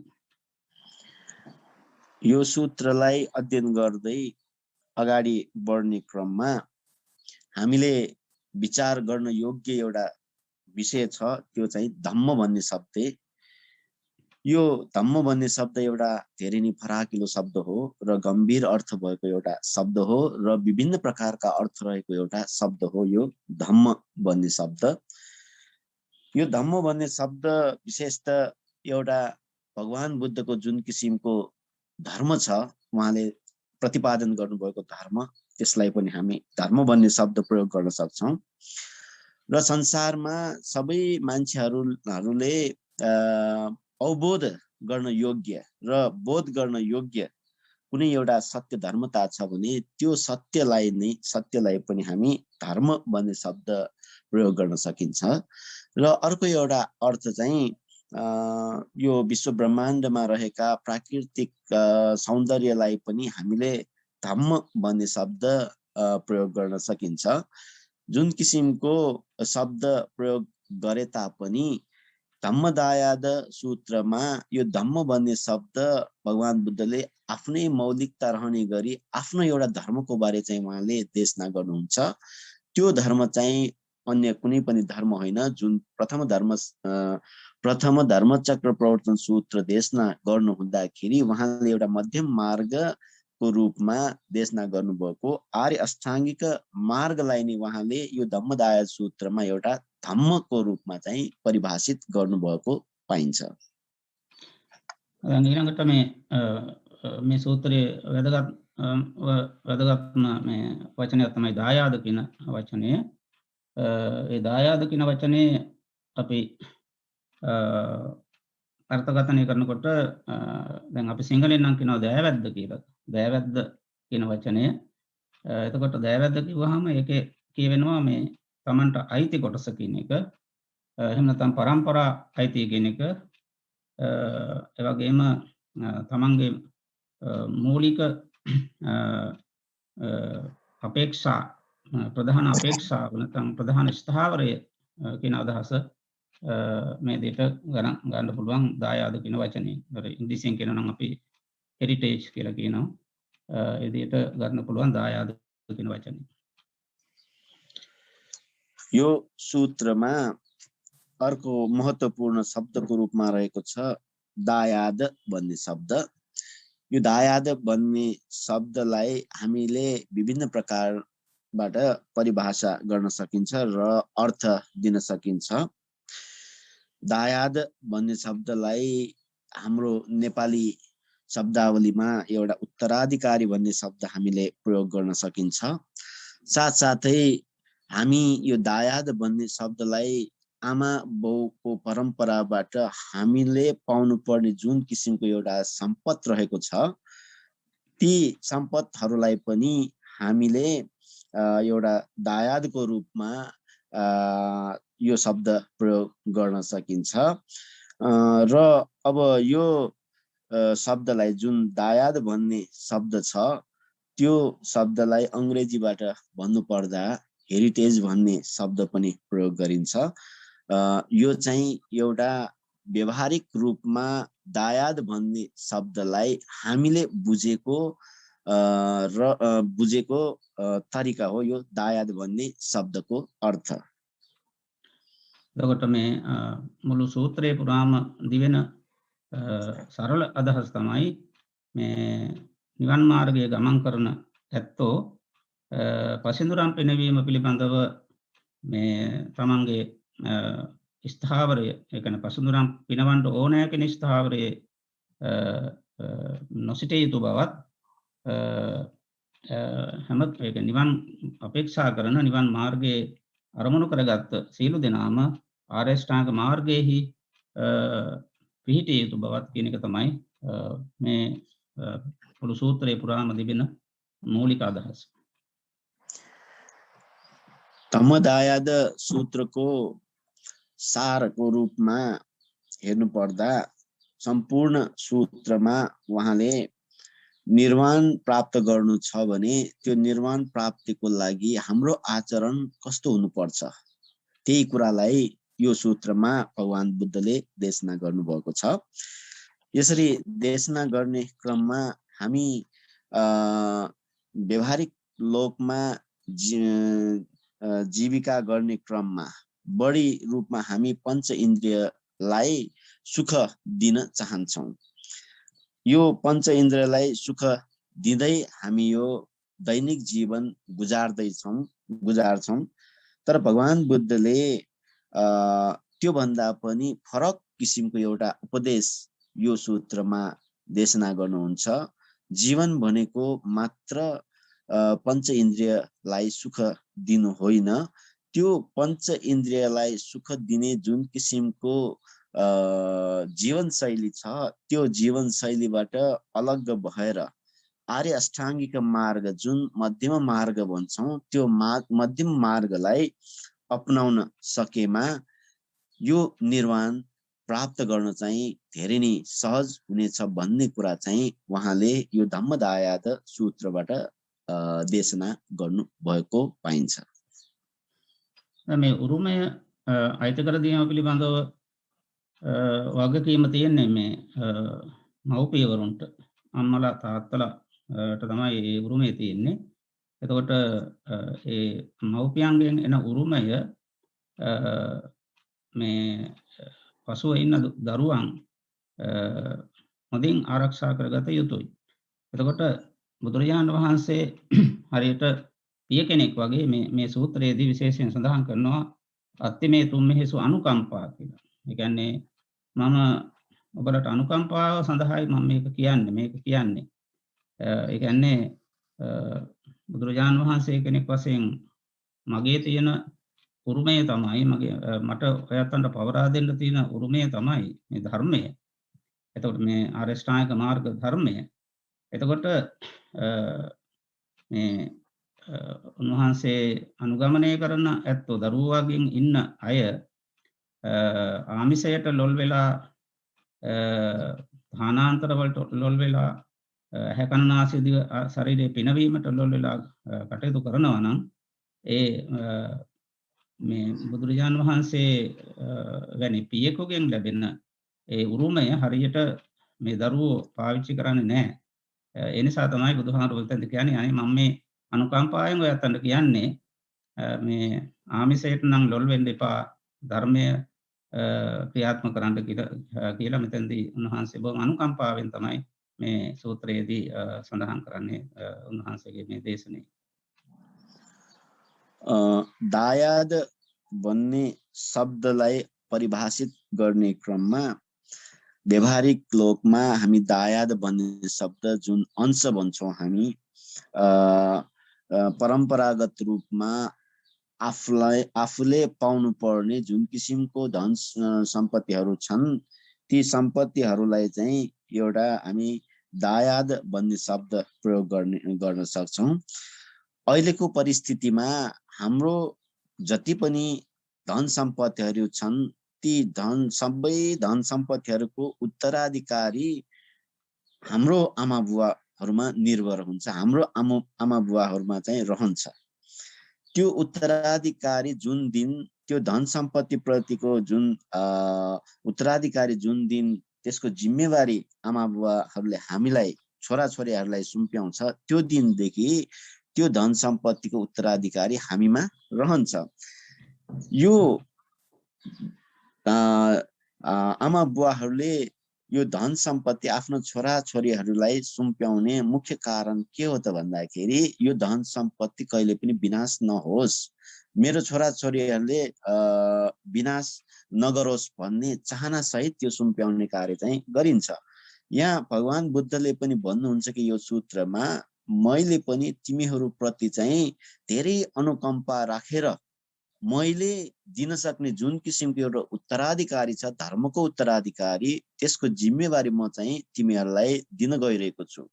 यो धर्मको उत्तराधिकारी भन्दाखेरि भगवान बुद्धसँग कुनै प्रकारको धन सम्पत्ति छैन, उहाँले ती सबै चिजलाई चाहिँ त्यागेर आएको व्यक्ति हो र उहाँले दिन सक्ने र आफ्नो श्रावकहरूलाई चाहिँ धेरै अनुकम्पा राखेर उहाँले दिन सक्ने दायाद या उत्तराधिकारी भनेको मात्र धर्मको उत्तराधिकारी हो। त्यहाँनिर चाहिँ भगवान बुद्धले के चाहनु भएको त भन्दाखेरि आफ्नो श्रावकहरू जुन भिक्षुहरू, भिक्षु भिक्षुनी, उपासक उपासिकाहरू कुनै पनि बेला चाहिँ पञ्चकाम वस्तुमा भुलेर आफ्नो जीवन चाहिँ विनाशतिर नलागोस् र आफ्नो जीवनलाई चाहिँ विनाश नगरोस् भन्ने उहाँले चाहनु भएको थियो र त्यो चाहना सहित म तिमीहरूलाई चाहिँ एउटा धर्मको उत्तराधिकारी दिँदैछु। तिमीहरूले चाहिँ यो धर्मलाई अनुसरण गर्नु र तिमीहरूले यो जुन धर्मको उत्तराधिकारी जुन आर्य अष्टाङ्गिक मार्गको एउटा मार्ग पद्धति हो त्यसलाई अनुसरण गर्नु भनेर उहाँले चाहिँ एउटा धर्मको उत्तराधिकारी भिक्षुहरूलाई चाहिँ धेरै अनुकम्पा राखेर चाहिँ उहाँले दिनुभएको यो सूत्रमा बताउनुहुन्छ। එතකොට දැන් බුදුරජාණන් වහන්සේ විසින් ඇති කරපු භික්ෂු සංස්ථාව නැත්නම් භික්ෂු භික්ෂුණී කියන ඒ සංස්ථාව, ඒ පිරිස විශේෂයෙන් ඒ භික්ෂු භික්ෂුණී කියන තත්වයට පත්වීමේදී මූලික අදහස වන්නේ සබ්බ දුක්ඛ නිස්සරණ නිබ්බාන සච්චිකරණත්ථය කියලා. ඒ සියලු දුක් නැති කරලා නිවන් ලබන්න ඕනේ කියන අරමුණ තමයි ඒ භික්ෂු මේ පැවිදි වීමේදී මූලික වශයෙන් අදහස් කරන්නේ. එතකොට මේ පැවිද්දා නම් අනිවාර්යයෙන් ඒ කියන්නේ නිවන් මාර්ගයට ගමන් කිරීමට උනන්දුව ඇතුව ඒක අදිෂ්ඨානයෙන් කටයුතු කරන ඇත්තෝ නම් අනිවාර්යයෙන්ම මේ සබ්බ දුක්ඛ නිස්සරණ නිබ්බාන සච්චිකරණත්ථය කියන අදහසේ ඉන්න ඕනේ. ඒක ගිහි වුණත් පැවිදි වුණත්. පැවිද්දත් අනිවාර්යයෙන්ම මම මේ නිවන් මාර්ගයේ සඳහාමයි මේ පැවිදි වෙන්නේ කියන අදහස හිතේ තියෙන්න ඕනේ. එතකොට ගිහි ඇත්ත වුණත් ඒ ගිහි ජීවිතය ගත කරන ගමන් ඒ ඇත්තොත් හිතන්න ඕනේ මම මේ ජීවිතේ පැවැත්ම සඳහා මූලික රැකී ආරක්ෂා ආදී දේවල් කරන එක ඇත්ත. ඒ වුණාට මගේ මූලික අරමුණ නිවන් දැකීමේ අරමුණේ කියන එක හිතේ ස්ථාවර කරගන්නට ඕනේ. එහෙම සිදු වුණොත් ඒකට ගිහි පැවිදි ભેදයක් නැතුව මේ ධර්මයේ දායාද කරගෙන ආමිෂයට මුල් තැන දෙන්නේ නැතුව කටයුතු කරලා මේ ධර්ම මාර්ගයේ ගමන් කරන්න පුළුවන්කම තිබෙනවා. भगवान बुद्धको भिक्षु भिक्षुनी जुन श्रावक पिरिसहरू छन् ती श्रावक पिरिसहरू भिक्षु बन्ने क्रममा र भिक्षुनी बन्ने क्रममा उहाँले एउटा बाचा दिएर चाहिँ भिक्षु बन्छ। त्यो चाहिँ सब्ब दुःख निस्सरण निब्बान सच्चीकरणत्थय भन्ने जुन बाचा हो त्यो बाचा त्यो शब्दको अर्थ म सबै प्रकारको दुःखबाट मुक्त भएर निर्वाण साक्षात्कारको लागि प्रवजित हुँदैछु भन्ने जुन किसिमको एउटा अवधारणा हो, जुन किसिमको एउटा आफ्नो प्रयत्न हो, त्यो मनमा राखेर चाहिँ भिक्षु जीवनमा प्रवेश गरिन्छ। त्यसकारणले गर्दाखेरि भिक्षुको रूपमा हामी जीवन बिताउने क्रममा जहिले पनि यो वाक्यलाई हामीले मनन गर्नु चाहिँ अत्यन्त जरुरी छ किन भन्दाखेरि हाम्रो मूल उद्देश्य भनेकै यही हो। त्यस अर्थमा हामी कुनै बेला आमिष दायादमा भुलेर त्यही अनुसार हामी हाम्रो जीविका बढाउँछौँ भने त्यो भिक्षु जीवन भन्दा पनि यो अर्कै फरक किसिमको जीवनशैली हुन जान्छ। यसरी नै यो प्रवजितहरूको जीवनमा यो धर्मलाई कसरी लागू गर्ने भन्ने तरिका हो र यो तरिका यो धर्म गृहस्थीहरूले पनि अपनाउन सकिन्छ। किन भन्दाखेरि हामी सबै चाहे गृहस्थी होस् चाहे प्रवजित होस् आमिष दायादमा भुलेर हामी निर्वाण प्राप्त गर्न सक्दैनौँ। त्यसकारण गृहस्थीहरूले पनि एउटा मनमा के राख्नुपर्छ त भन्दाखेरि मेरो जीविका अगाडि बढाउनको लागि म पैसा कमाउने कार्य गर्छु र कुनै पनि पेसा म गर्दैछु, तर चाहिँ त्यसमाथि चाहिँ म अधिक रूपमा आसक्त हुँदिन भन्ने एउटा मनसाय चाहिँ ती गृहस्थीहरूमा पनि हुनुपर्छ। किन भन्दाखेरि जीवनको सन्तुष्टि भनेको जम्मा गर्ने जति जम्मा गर्न सक्यौँ जीवनको सन्तुष्टि भनेको त्यहाँ होइन। सन्तुष्टि भनेको कहाँ छ त भन्दाखेरि जति हामीले छोड्न सक्छौँ सन्तुष्टि त्यहाँ छ। त्यस कारणले गर्दाखेरि भगवान बुद्धले गृहस्थीहरूको लागि पनि यो सूत्रमा के भन्नुहुन्छ त भन्दाखेरि आफ्नो दैनिक जीविका अगाडि बढाउनको लागि केही पेसा गर्दैछौँ, पैसा कमाउँदैछौँ, घर परिवार पाल्दैछौँ भने त्यसमा बढी आसक्त नहुनु र त्यसलाई पनि राम्ररी बुझेर धर्म मार्गमा लाग्नु नितान्त जरुरी छ भन्ने कुरा धम्मदायाद सूत्रमा भगवान बुद्धले बताउनुहुन्छ। මේ සූත්‍රයේදී මේ ධම්ම දායාද ආමිෂ දායාද කියන දෙක විස්තර කරන ගමන් ඒක පැහැදිලි කිරීමට මේ බුදුහාමුදුරුවෝ උදාහරණයක් දක්වලා තිබෙනවා. උපමාව උදාහරණයක් මේ භික්ෂුන් වහන්සේලා දෙදෙනෙකු ගැන. ඒතර මේ භික්ෂුන් වහන්සේලා දෙදෙනාගෙන් දෙදෙනාම මේ බුදුහාමුදුරුවෝ බහැදකින්ද එනවා. ඉතින් හැබැයි මේ බොහොම දුර ගමනක් ගිහිල්ලා ඒ දුර ඉඳලා ආපු නිසා බොහොම වෙහෙස වෙලා ආවේ. ඉතින් මේ දෙන්නම හොඳටම බඩගින්නේ හිටියේ. ඉතින් මේ බුදුරජාණන් වහන්සේගේ දේශනාවේ තියෙනවා සාමාන්‍යයෙන් බුදුරජාණන් වහන්සේ වළඳා අවසන් වුණාට පස්සේ ඒ ඉතිරි ආහාර තව කෙනෙක් ගත්තර කමක් නැහැ කියන ඒ මේ අවසරය මේ තියෙනවා. බුදුරජාණන් වහන්සේ විසින් අතිරික්ත කරන ලද ආහාර ඒවා මේ බඩ කෙනෙක් පාවිච්චි කළාට කමක් නැහැ, භාවිත කළාට කමක් නැහැ කියන එක මේ උන්වහන්සේකට අවසර දීලා තියෙනවා. ඉතින් මේ හාමුදුරුවෝ දෙනමත් බුදුරජාණන් වහන්සේ හම්බෙන්න ආපු අවස්ථාවේදී බොහොම බඩගිනි. ඉතින් දෙන්නටම හොඳටම බඩගිනි. ඉතින් එතනදී අර එක භික්ෂුන් වහන්සේ කෙනෙක් කල්පනා කළා බුදුහාමුදුරුවෝ අපට අවසර දීලා තියෙනවා නේද මේ අතිරික්ත ආහාර පන්සලේ තියෙනවා නම් ඒවා වෙළඳුවට කමක් නැහැ කියලා. ඉතින් ඒ නිසා මේක වෙළඳුවහම මොකද වෙන්නේ කියලා ඒ පළවෙනි භික්ෂුව මේ හොඳට ගිහිල්ලා ආහාර තිබිච්ච ඉතිරි වෙච්ච ආහාර හොඳට අනුභව කරලා බොහොම ශරීර සුව පහසුව ඇති කරගත්තා. ඉතින් දෙවෙනි භික්ෂුව කල්පනා කළා ආහාර තියෙන එක ඇත්ත. මට බඩගිනි කියන එකත් ඇත්ත. ඒ වුණාට මේ ආහාරයේහි ගිජු වීම සුදුසු නැහැ කියන එක බුදුහාමුදුරුවෝ අවධාරණය කරනවා. ඒ නිවන් මාර්ගයේ ගමන් කරන කෙනෙක් නම් ආහාරයේ ගිජු නොවී සිටිය යුතුයි. එතකොට මේ භික්ෂුන් වහන්සේලා වශයෙන් ඉන්න අපි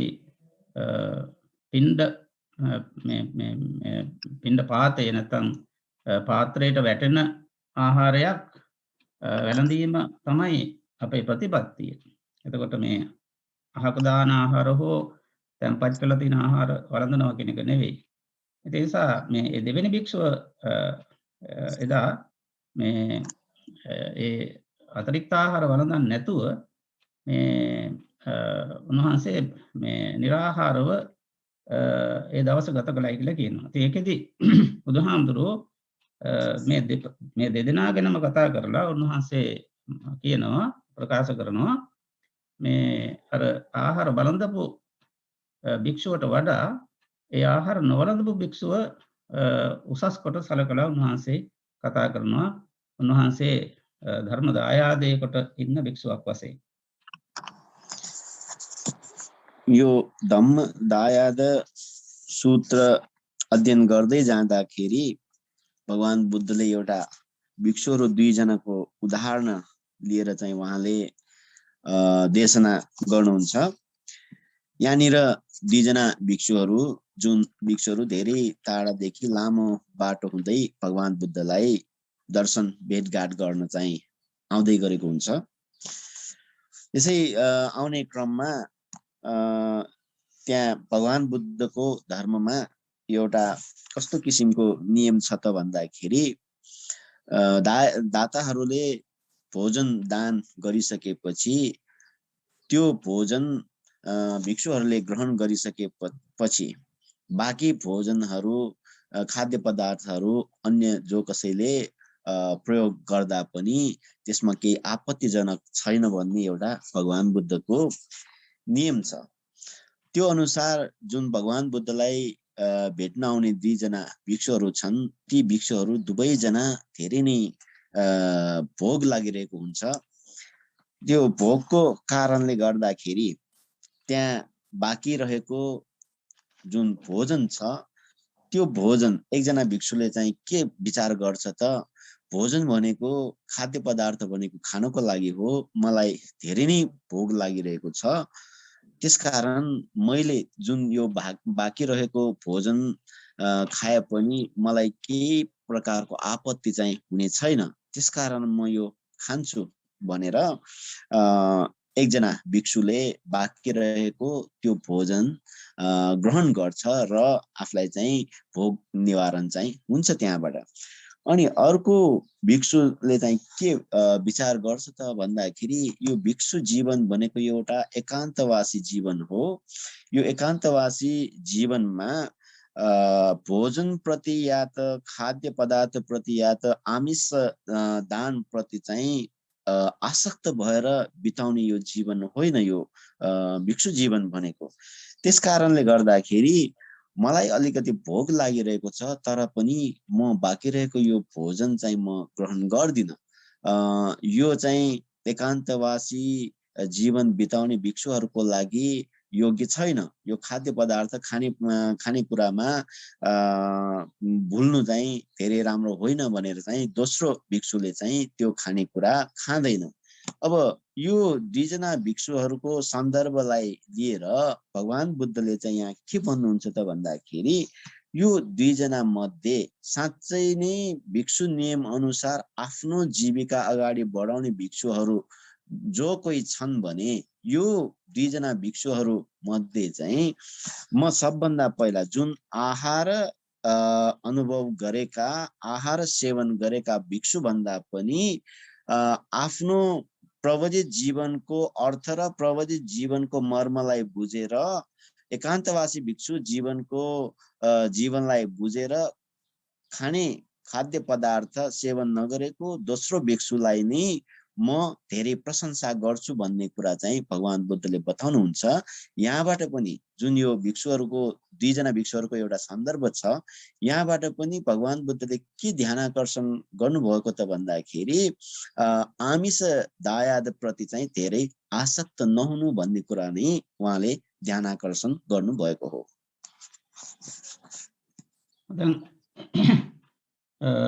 මේ සූත්‍රයේ තවත් විශේෂ දෙයක් මට දකින්න පුළුවන්.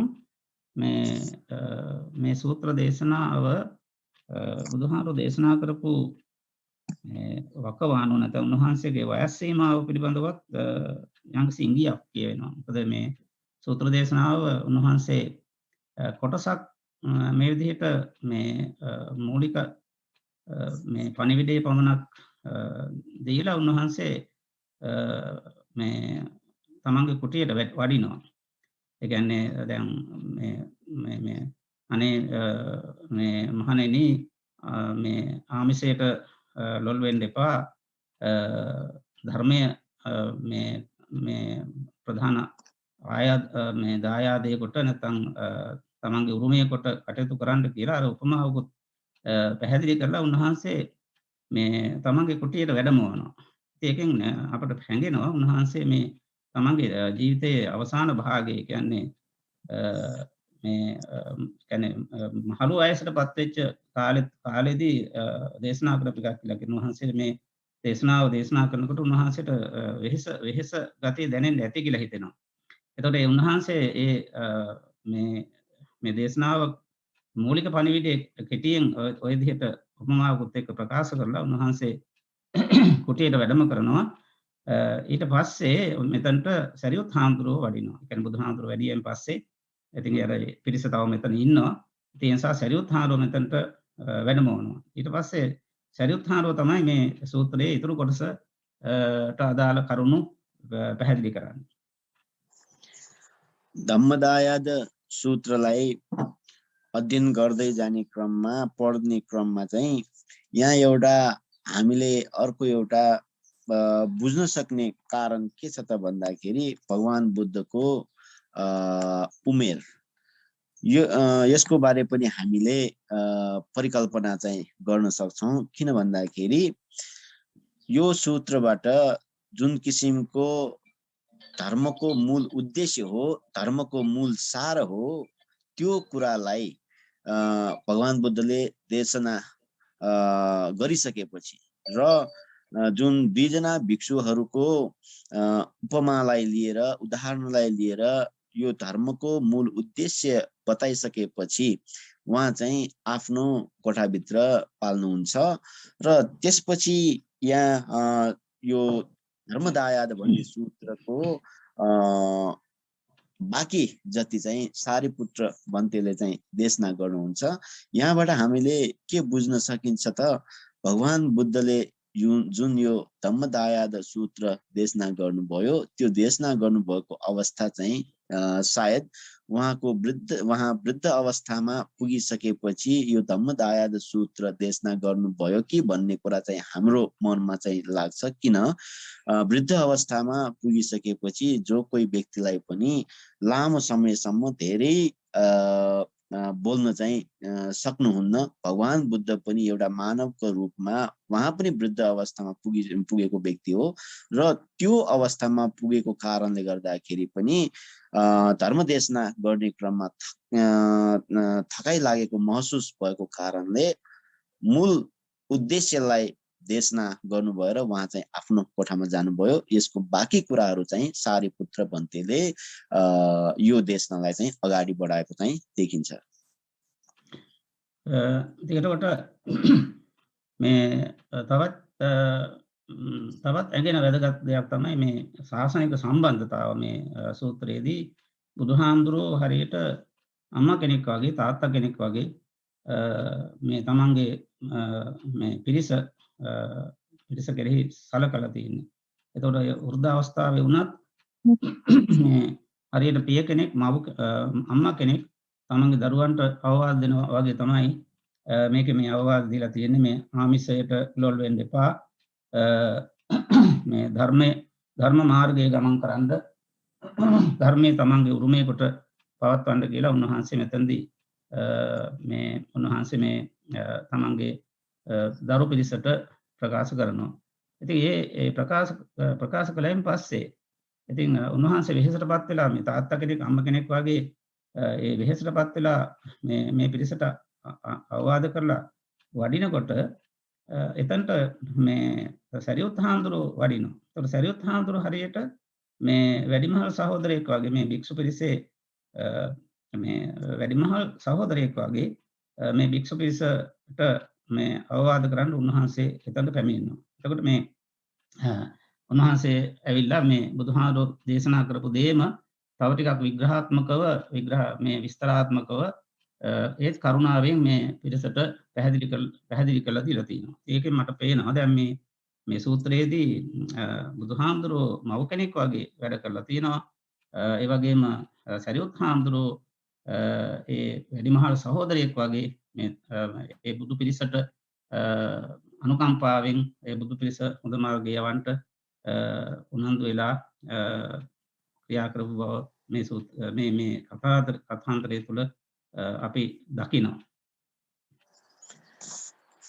यो सूत्र पढ्दै जाने क्रममा यो सूत्रलाई अध्ययन गर्दै जाने क्रममा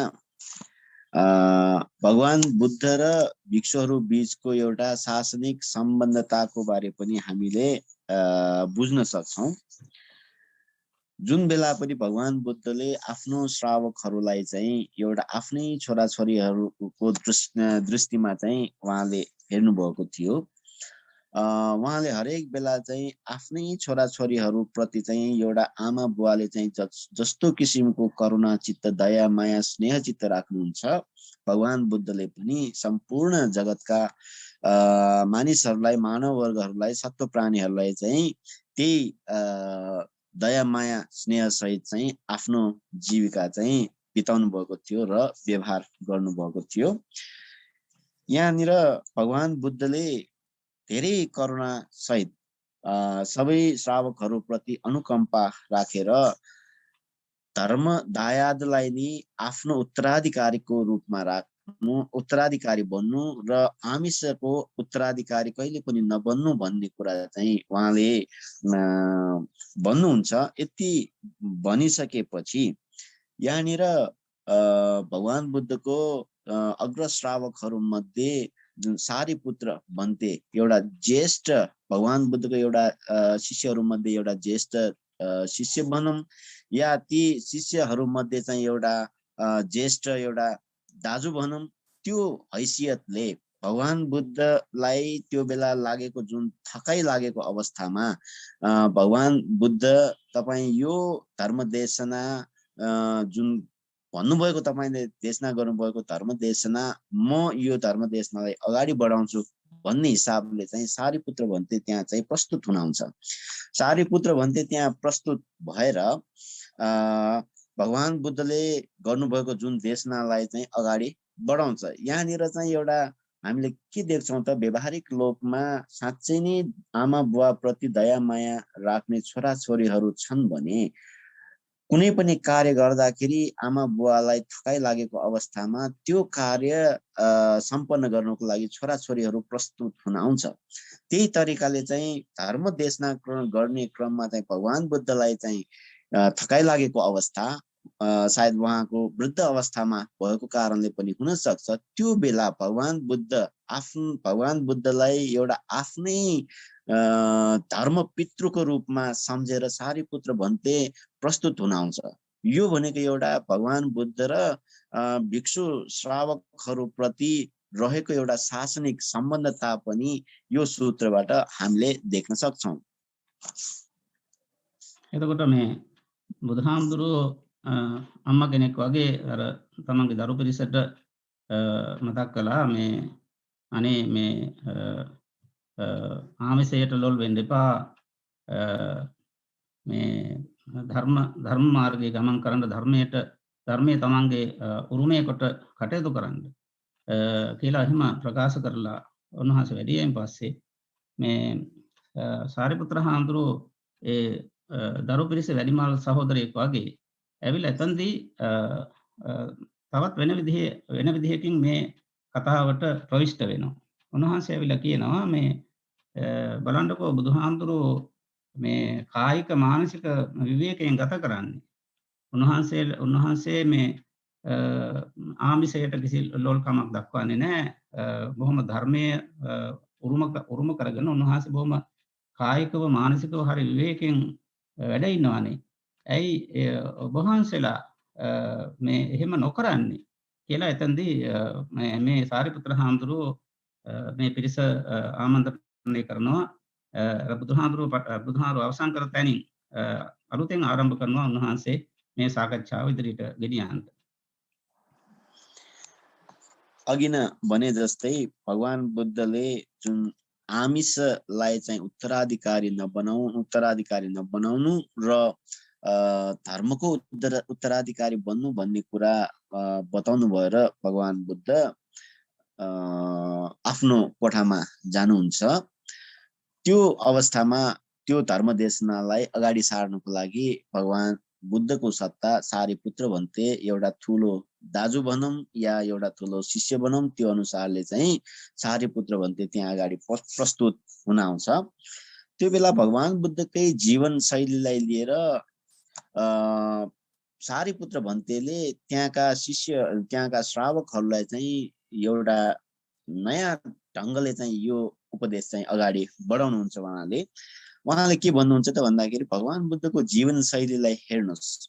भगवान बुद्ध एकान्तमा बस्नुहुन्छ, एकान्तमा बसेर उहाँको आमिष दान भनेको, आमिष सम्पद भनेको उहाँमा चाहिँ कुनै प्रकारको छैन। उहाँले चाहिँ कुनै पनि बेला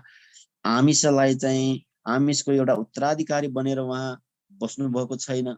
उहाँ चाहिँ कति शान्तपूर्वक सुखपूर्वक उहाँ जीवन बिताइराख्नु भएको छ।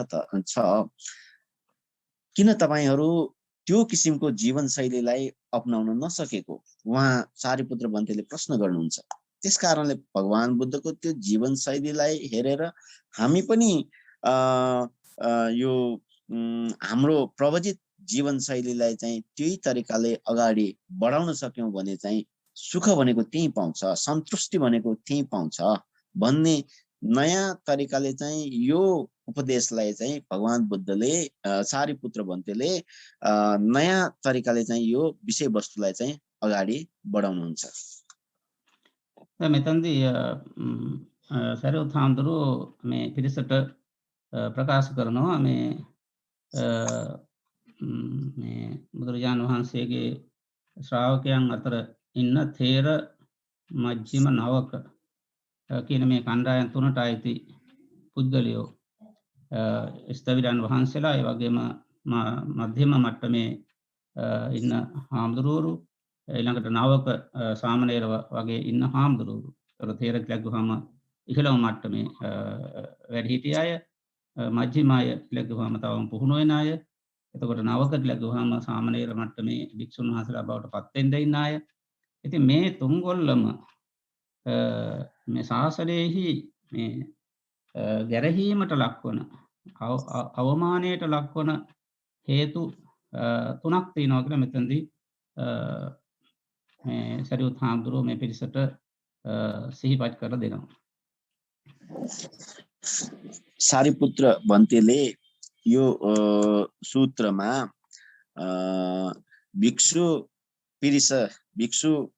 समूहलाई चाहिँ तीन प्रकारले चाहिँ विभाजन गरेर यो धर्म देशनालाई चाहिँ अगाडि सार्नुहुन्छ। त्यहाँ चाहिँ थेर मज्जिम नवक भनेर तीन किसिमका विभाजन चाहिँ देखिन्छ। अब यो तीन किसिमका विभाजनलाई चाहिँ हामीले यसरी बुझौं। नवक भनेपछि भर्खर मात्र प्रवचि जीवनमा प्रवेश भएका सामनेरहरूको रूपमा हामी बुझौं र त्यसपछि मज्जिम भनेर छ। मज्जिम भनेका भिक्षुहरूलाई चाहिँ अब सामनेरबाट अलिकति अभ्यास भएर भिक्षु जीवनमा प्रवेश गरेर केही समय धेरै समय अगाडि प्रवेश गरेका भिक्षुहरूको रूपमा हामी बुझौं। एउटा हामी भनौं स्थविर भनौं। र त्यसपछि आउँछ थेर भन्ने पक्ष।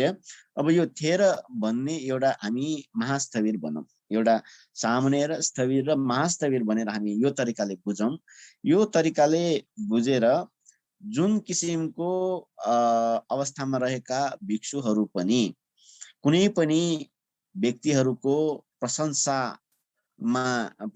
गर्न योग्य हुन्छ र कुनै व्यक्तिहरूले चाहिँ प्रशंसा गर्दैन पनि।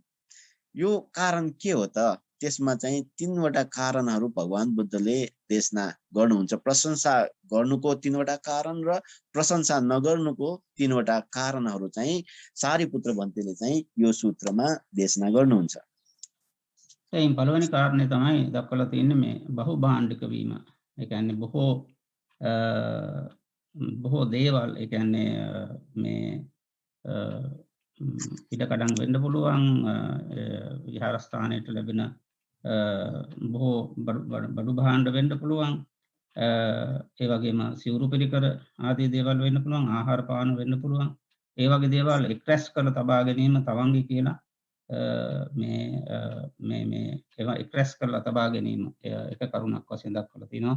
ඒ බාහුලිකා කියලා ඒ බහුභාණ්ඩික වෙන ගතිය. ඒ වගේම මේ සාතලිකා කියලා කියන්නේ මේ විනය නීති බොහොම ලිහිල් කළා සලකන්න. ඒවා විතරක් ගණන් ගන්න දේවල් නෙවෙයි කියලා මේ විනය නීති ගණන් නොගැනීම.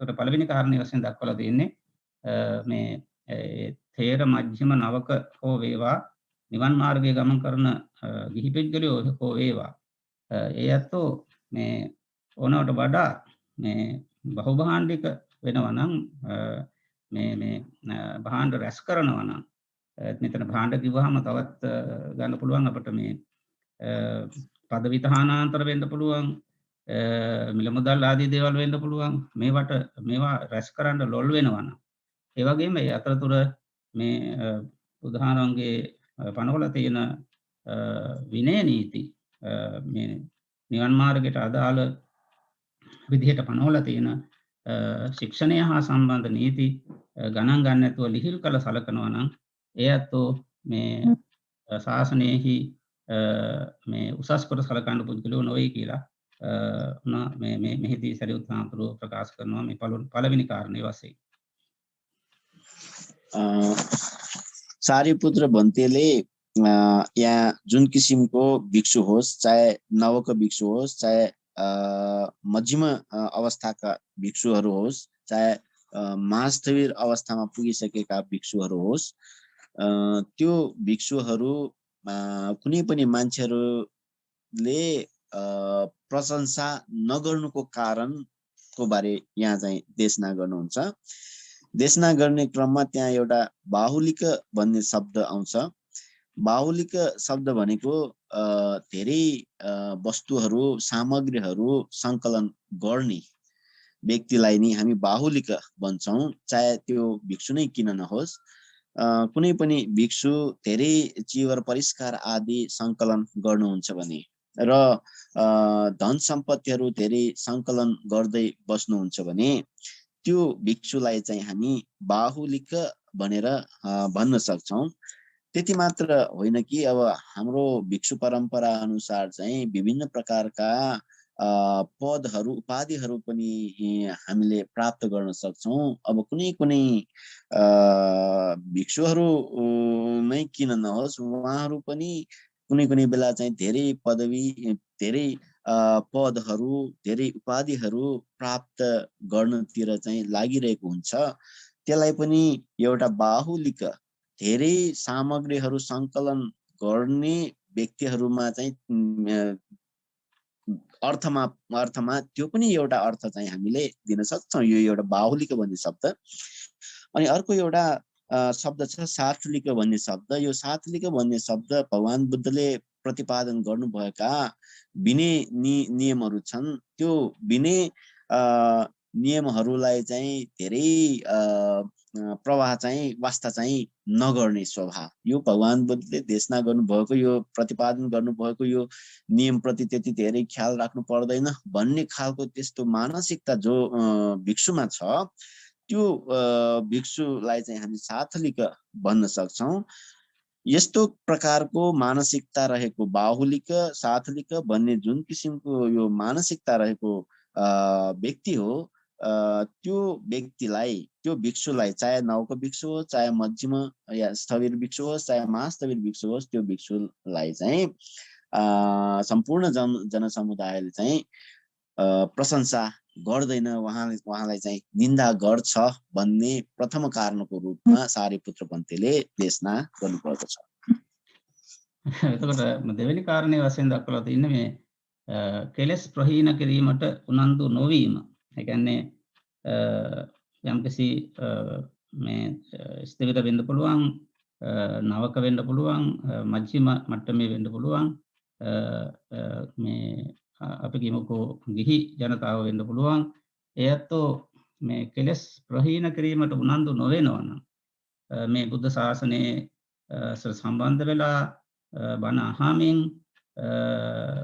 මේ බෞද්ධයන් වශයෙන් කටයුතු කරනකොට බෞද්ධ ගිහි හෝ පැවිදි වශයෙන් කටයුතු කරද්දී එයත්ෝ මේ කෙලෙස් ප්‍රහීන කිරීම කෙලෙස් නැති කිරීම හා සම්බන්ධ උනන්දු නොවී සිටිනවා නම් ඒක මේ ප්‍රශංසා නොලැබී යුතු නැත්නම් ගැරහී යුතු කරුණක් වශයෙන් දෙවෙනි කරුණ වශයෙන් මේ සරියුත් හාමුදුරුවෝ මේ පිරිසට ප්‍රකාශ කරනවා. දැන් මෙහිදී මේ අපිට අපේ මතකයට නැගෙන්න ඕන සබ්බාසව සූත්‍රයේ මේ සියලු ආශ්‍රවයන් නැත්නම් සියලු කෙලෙස් ප්‍රහීන කරන ආකාරය පිළිබඳව දේශනා කළා. අපි මේ සූත්‍රයේ පිට පෙර සාකච්ඡා කළා. ඒ සූත්‍රයේදී සඳහන් වෙනවා මේ කොහොමද මේ කෙලෙස් ඇති වෙන්නේ, වගේම ඒ කෙලෙස් නැති කරගන්නේ කොහොමද කියන එක ඒ සූත්‍රයේදී සඳහන් කරලා තිනවා. එතකොට මේ සරියුත් හාමුදුරුවෝ මේ ධම්මදායත් සූත්‍රයේදී නැවත මතක් කරලා දෙනවා යම්කිසි පුද්ගලයෙක් ඒක ගිහි වෙන්න පුළුවන්, පැවිදි වෙන්න පුළුවන්. එයත්ෝ මේ කෙලෙස් ප්‍රහීන කරන්න, කෙලෙස් නැති කිරීමේ ක්‍රියාදාමයට ප්‍රවිෂ්ටව නොහිටිනවා නම් ඒක මේ ගර්හාවට, නින්දාවට ලක් විය යුතු කරුණක් වශයෙන් සඳහන් කරනවා. सम्पूर्ण मानव समुदायले नै निन्दा गर्ने दोस्रो प्रकारको निन्दा गर्ने दोस्रो कारणको रूपमा सारीपुत्र भन्तेले देशना गर्नुहुन्छ।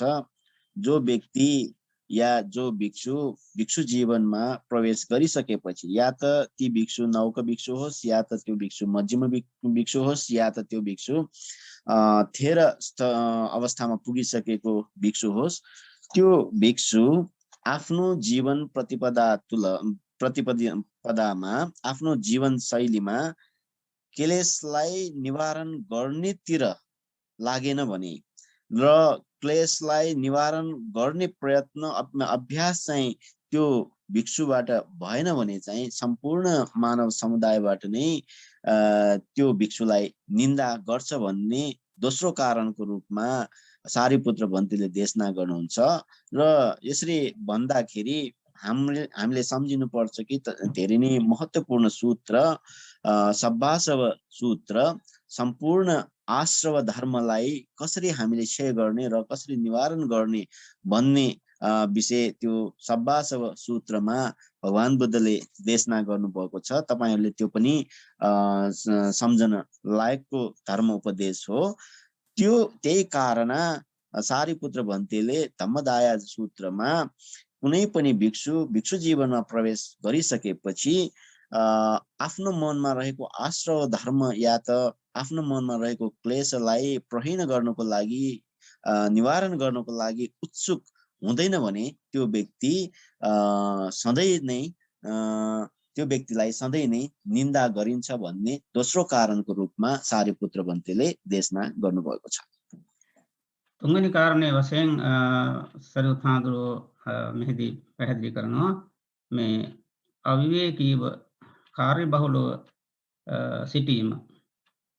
ඒක නිවන් මාර්ගයේ ගමන් කරන ඇත්තන් විසින් නොකළ යුතු දෙයක් වශයෙන් නිවන් මාර්ගයේ ගමන් කරනවායි කියලා කියමින් මේ අවිවේකව කාර්යබහුලව සිටිනවා නම් ඒ පුද්ගලයා නින්දාවට, ගර්හාවට ලක් විය යුතු කෙනෙක් වශයෙන් මේ තුන්වෙනි කාරණේ වශයෙන් මේ අවිවේකී භාවය.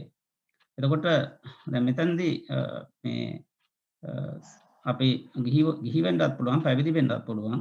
මේ ලෞකික සම්පත් හා සම්බන්ධ බැඳීම් ඇති කරගෙන පදවිධානාන්තර ආදී දේවල් පිළිබඳ බැඳීම් ඇති කරගෙන නිවන් මාර්ගයට අදාළ දේවල් පැත්තක තියලා ලෞකික දේවල් පිළිබඳව උනන්දු වෙමින් මේ අවිවේකීව කාර්යබහුලව සිටිනවා නම් එවැනි ක්‍රියාදාමයන් තුළ මේ බුදුරජාණන් වහන්සේ වැනි උතුමන්ගෙන් ඒ අතන්ට මේ ප්‍රශංසාවක් ලැබෙන්නේ නැහැ. ඒක නින්දාවට ගරහාවට ලක් යුතු කරුණක් වශයෙන් තමයි මෙහිදී සඳහන් කරන්නේ. එතකොට මේ සරියුත් හාමුදුරුවෝ මෙතනදී කියනවා ප්‍රකාශ කරනවා මේ විවේකෙහි උනන්දු නොවි කාර්ය බහුලව ගත කිරීම ගරහාවට නින්දාවට කරුණක් වශයෙන්. ඉතින් මෙහිදී තවත් මට මතක් වෙනවා අපි මේට පෙර සාකච්ඡා කරපු මූලපරියාය සූත්‍රය. මේ මූලපරියාය සූත්‍රයේත් සඳහන් කරනවා මේ ආත්ම දෘෂ්ටිය. ඒ කියන්නේ මම කියලා හිතන ගතිය. එතකොට මම කියන ආකල්පය හිතට එනකොට මමය මාගේය මම තමයි කියලා එහෙම හිතනකොට අන්න අර මේ අවිවේකයට සම්බන්ධ වැඩ. ඒ කියන්නේ තමන් හොවා දක්වන්න තමන්ව කැපී පෙනෙන්න ලොකුවට වැඩ කරන්න උනන්දු වෙනවා. ඉතින් ඒ තියෙන උනන්දුව මේ නිවන් ගමනට ලොකු බාධාවක්. ඒතෙන්දී ඒ මූලපරියාය සූත්‍රයේ සඳහන් කරලා තියෙන කාරණයක් මෙතනට අපිට ගොනු කර ගන්න පුළුවන්. එතකොට මේ අර ආත්ම දෘෂ්ටිය හැකිතාක් දුරට බැහැර කරගෙන හැකිතාක් මේ කාර්ය බහුල භාවයෙන් හිත මුදවාගෙන විවේකව හිත කය විවේකව තබාගත යුතු කියන එක මෙහිදී අවධාරණය කරනවා. तेस्रो कारणको रूपमा सारीपुत्र बन्तेले देशना गर्नुहुन्छ कुनै पनि भिक्षु एकान्तवासी नभइकन धेरै कार्यहरूमा संलग्न भएर जीवन यापन गर्दछन् भने त्यो भिक्षुलाई पनि मान्छेहरूले चाहिँ निन्दा गरिन्छ भन्ने कुरा तेस्रो कारणको रूपमा सारीपुत्र बन्तेले देशना गर्नुहुन्छ। हुन त भिक्षुहरूको जीवनमा धेरै जसो धर्मको बाटोमा नै लाग्नु जरुरी छ र धर्मको काममा नै लाग्नु जरुरी छ। तर पनि धर्मको नाममा कुनै कुनै बेला भिक्षुहरू भए तापनि अन्य कार्यहरूमा बढी अग्रसर भएको चाहिँ देखिन्छ भने त्यो भिक्षु जीवन भनेको एकान्तवासीबाट अलग रहेको भिक्षु जीवनको रूपमा हामीले बुझ्न सक्छौं। यहाँनिर सारीपुत्र बन्तेले के भन्नुहुन्छ त भन्दाखेरि धर्मको नाममा अन्य कार्यहरूमा बढी अग्रसर हुनु त्यो एउटा निन्दाको कारण हो भन्ने कुरा यहाँ ध्यानाकर्षण गर्नुभएको पाइन्छ। यसरी भन्दाखेरि हामीले गत क्रमाङ्कमा छलफल गरेका मूल पर्याय सूत्रको कुरालाई पनि सम्झिनु लायक छ। त्यो मूल पर्याय सूत्रमा एउटा शब्द देशना गर्नुभएको छ आत्मदृष्टिको बारे। आत्मदृष्टि भन्दाखेरि जुन कुरामा पनि जुन कार्यमा पनि म भन्ने एउटा अहंभाव जो व्यक्तिसँग हुन्छ त्यसलाई नि के भन्छ आत्मदृष्टि भन्छ। पृथकजन मान्छेको रूपमा भिक्षु भए तापनि भिक्षु पनि एउटा पृथकजन भिक्षु नै हो अहिलेसम्म पनि मार्गफल लाभ नगरेका भिक्षुहरू। त्यो भिक्षुहरूको मनमा पनि एउटा यस्तो किसिमको अहंभाव हुन्छ कि मैले गरेको भन्ने त्यस्तो किसिमको भाव हुन्छ र कुनै कुनै बेला चाहिँ त्यस्तै नै धेरै धर्मदेशना गर्न सक्ने एउटा विद्वान कोही भिक्षु छन् भने हुन त धर्मकै बारे देशना गर्ने हो, तर धर्म देशना गरे बापत उहाँको मनमा यस्तो किसिमको अहंभाव छ कि म भिक्षुहरूको बीचमा म जस्तो धर्मदेशना गर्न धर्मदेशना गर्न सक्ने कोही छैन भन्ने एउटा किसिमको त्यो आत्मदृष्टि छ। यो भनेको यदि धर्मको नाममा कुनै पनि व्यक्ति म भन्ने शब्दलाई अगाडि राखेर धर्मको काम गर्नुहुन्छ भने त्यो पनि एउटा किसिमको एकान्तवासीबाट अलग भएको धेरै कार्यहरूमा अग्रसर भएर फुर्सद नभएको व्यक्तिको रूपमा बिताइरहेको त्यो जीवनशैली त्यसलाई पनि अधिकांश मान्छेहरूले निन्दा गरिन्छ भन्ने कुरा तेस्रो कारणको रूपमा सारीपुत्र बन्तेले देशना गर्नुहुन्छ। එතකොට මේ කාරණාවන් මේ කාරණා තුන අපි මුලින් විස්තර කරපු කාරණා තුන ගර්හාවට ලක් යුතු පුද්ගලයෙක් ගර්හාවට ලක් යුතු කරුණු වශයෙන් දක්වනවා. ඉතින් ඒ කියන්නේ ඒ කාරණා මේ බහුභාණ්ඩක වීම, ඒ වගේම විනය නොසලකා හැරීම, කෙලෙස් ප්‍රහීණය කරන්නට උනන්දු නොවීම, විවේකයේ උනන්දු නොවීම, මේ සියලු දේවල් මේ ආමිෂ දායාද කොට ඇති පුද්ගලයන්ගේ ලක්ෂණ වශයෙන් තමයි මෙතන පෙන්වන්නේ. එතකොට ඒ ආමිෂ දායාද නොවි එතකොට ධම්ම දායාද වෙනවා නම් මොනවද කරන්න ඕනේ? එතකොට ධම්ම දායාද වෙන පුද්ගලයා ධර්මයේ දායාද කොට පවතින පුද්ගලයා නම් අනිවාර්යයෙන්ම ලෝභ ද්වේෂ මෝහ ප්‍රහාණය කිරීම සඳහා ආර්ය අෂ්ටාංග මාර්ගයේ ප්‍රගුණ කළ යුතුයි කියන එක මේ පැහැදිලි වෙනවා. जुन यो भर्खरै हामीले भनेका तीनवटा कारणहरू छन्। कुनै पनि व्यक्तिले कुनै पनि भिक्षुलाई निन्दा गर्छ भने ती निन्दा गर्नुको तीनवटा कारणहरू एउटा बाहुलिक भने अनुसार धेरै प्रकारका सामग्रीहरू सङ्कलन गर्नेतिर लाग्ने स्वभाव भएको र विनय नीति रीति नियमहरूलाई त्यति धेरै वास्ता नगर्ने स्वभावको र कुनै पनि व्यक्ति एकान्तवासी नभइकन आफ्नो मनभित्र चाहिँ अहङ भाव राखेर चाहिँ धर्मको नाममा अन्य कार्यहरूमा बढी लाग्ने जुन यो तीन किसिमका शैली छन्, तीन किसिमका प्रतिपदाहरू छन्, त्यो चाहिँ एउटा आमिष दायादलाई नै उत्तराधिकारी बनाएर जीविका गर्ने भिक्षुको स्वभावको रूपमा यहाँ देशना गर्नुभएको छ।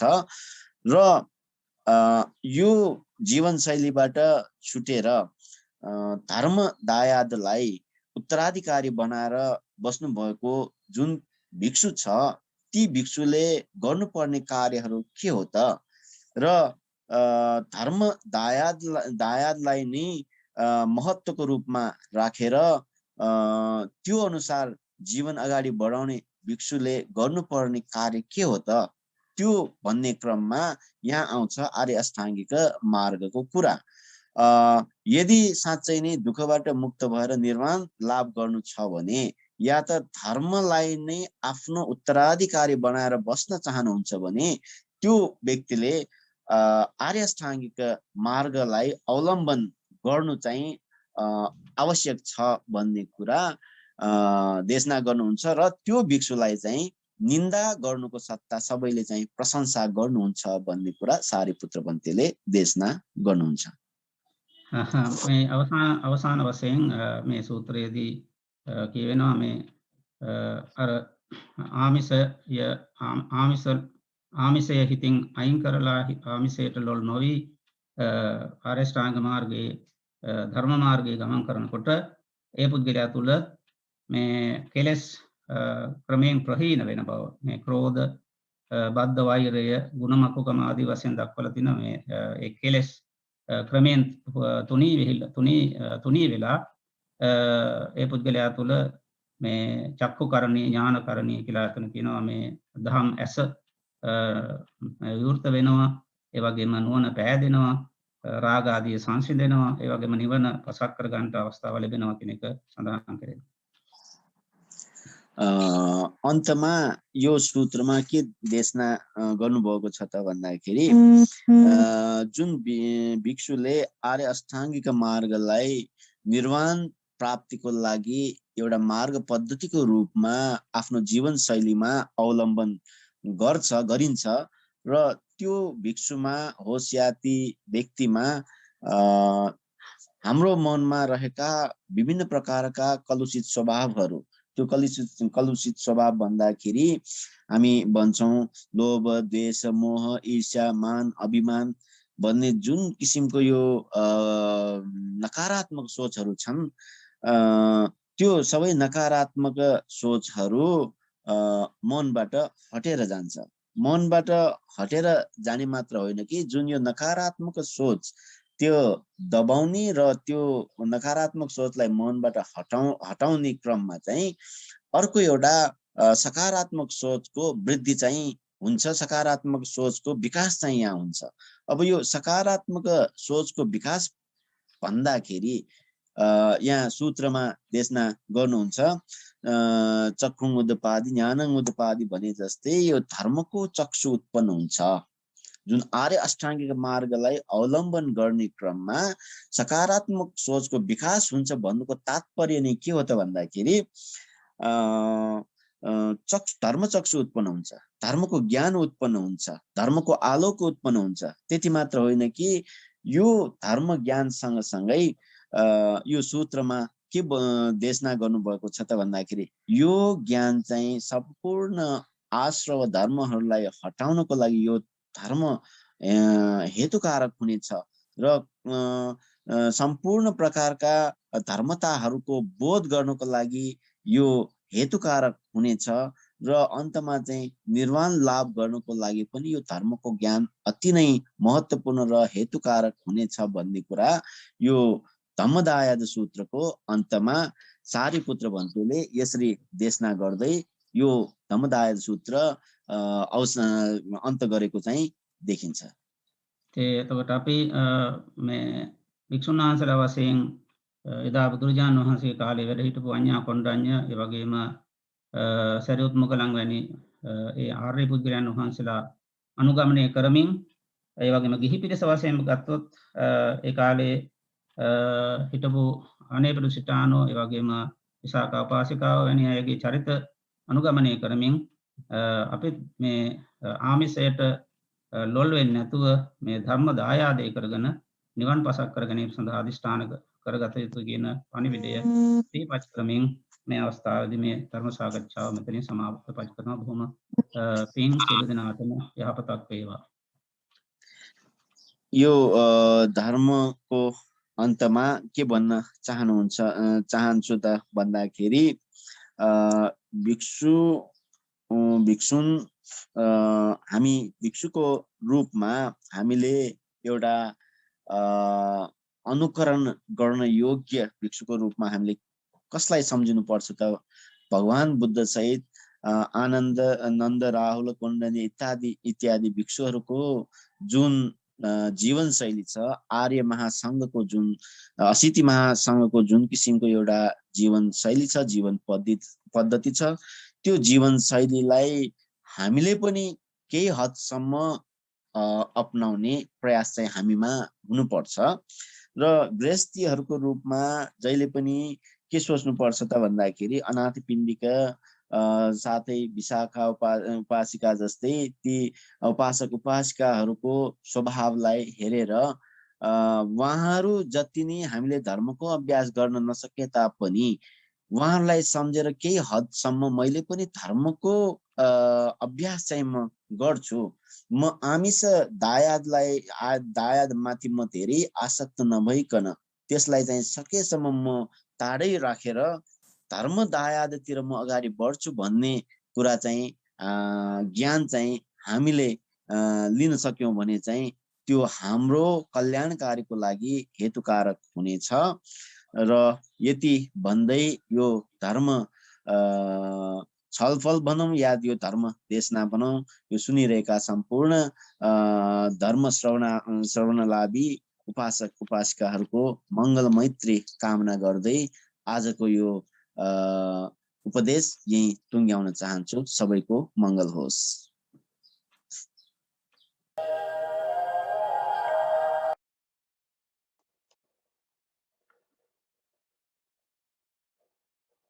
लंडन माइंडफुलनेस मेडिटेशन सेंटर मगिन सजीव विकास करना ए मैं पूरा पसलो सुख पोहे दिने दवसे अद देविनी ඩසටහන වශයෙන් ධම්මදායාද සූත්‍රය ආශ්‍රය ඒ සූත්‍ර විශ්ලේෂණයේ මෙහෙයවපු අපේ ගුරුදේවයන් පූජ්‍ය අවසරයි පොල්ලමුරිය සෝරත නායක ස්වාමීන් වහන්සේ ලංකාවේ මහනුවර එළගොල්ල ශ්‍රී සුධර්මාරාම විහාරස්ථාන සිට ඒ විශ්ලේෂණය සඳහා සිංහල භාෂාවෙන් අපේ සිල් සමාදන් වෙච්ච පින්තුන් වෙනින් බොහොම කරුණාවෙන් දයාවෙන් කාලය ගතකොට ඒ ධර්මඥානෙ දියුණු කරන්නට ඒ ධර්ම ශ්‍රවණයේ මම පින්කම සඳහා ඒ වගේම ධර්ම දේශනාමය පින්කම සඳහා උන්වහන්සේගේ දායකත්වයේ අපි මේ අවස්ථාවේදී පුණ්‍යානුමෝදනාවෙන් අගය කොට සලකනවා. ඒ වගේම එහි පරිවර්තනයේ අපේ නේපාලයේ ශ්‍රී සුමංගල විහාරස්ථානයේ සිට ඒ විහාරාධිකාරී ශාස්ත්‍රපති පූජ්‍ය නේපාලයේ පඤ්ඤාරතන ස්වාමින් වහන්සේ අපේ සහෝදර ස්වාමින් වහන්සේ ඒ පරිවර්තනයේ ඒ නේපාලි භාෂාවෙන් ඒ නේපාලි භාෂාවෙන් තේරුම් ගන්න හැකි ඒ නේපාල ජාතික ශ්‍රාවකයන් වෙනුවෙන් ඒ පරිවර්තනය කළ ඒ උන්වහන්සේටත් මේ අවස්ථාවේදී අපි බොහොම ගෞරවපූර්වක ප්‍රණාමය පූජා කරනවා. ඉතින් උන්වහන්සේලා දෙපළටම මේ ධර්ම දානමය පින්කම තුළින් ධර්ම ශ්‍රවණය පින්කම තුළින් අත්පත් කරගත්තා වූ පින් උන්වහන්සේලාගේ නිරෝගී සුවය සඳහා හේතු වාසනා වේවා. උන්වහන්සේලාට කායික මානසික ශක්තිය ළඟා වේවා. තවතත් ලෝක ශාසනික සේවාවන් කරන්නට තවත් තමන්ගේ සියලු ධාර්මික අභිමතාර්ථයන් ඉෂ්ට කරගන්නට මේ පින් හේතු වාසනා වේවා. උන්වහන්සේලා ප්‍රාර්ථනා කරන බෝධියකින් උතුම් අමා මහ නිවන් සුවය සාක්ෂාත් කරගන්නට මේ පින් හේතු වාසනා වේවා කියලා අපි කවුරුත් සාදුකාරයක් දීලා පුණ්‍යානුමෝදනා වෙමු.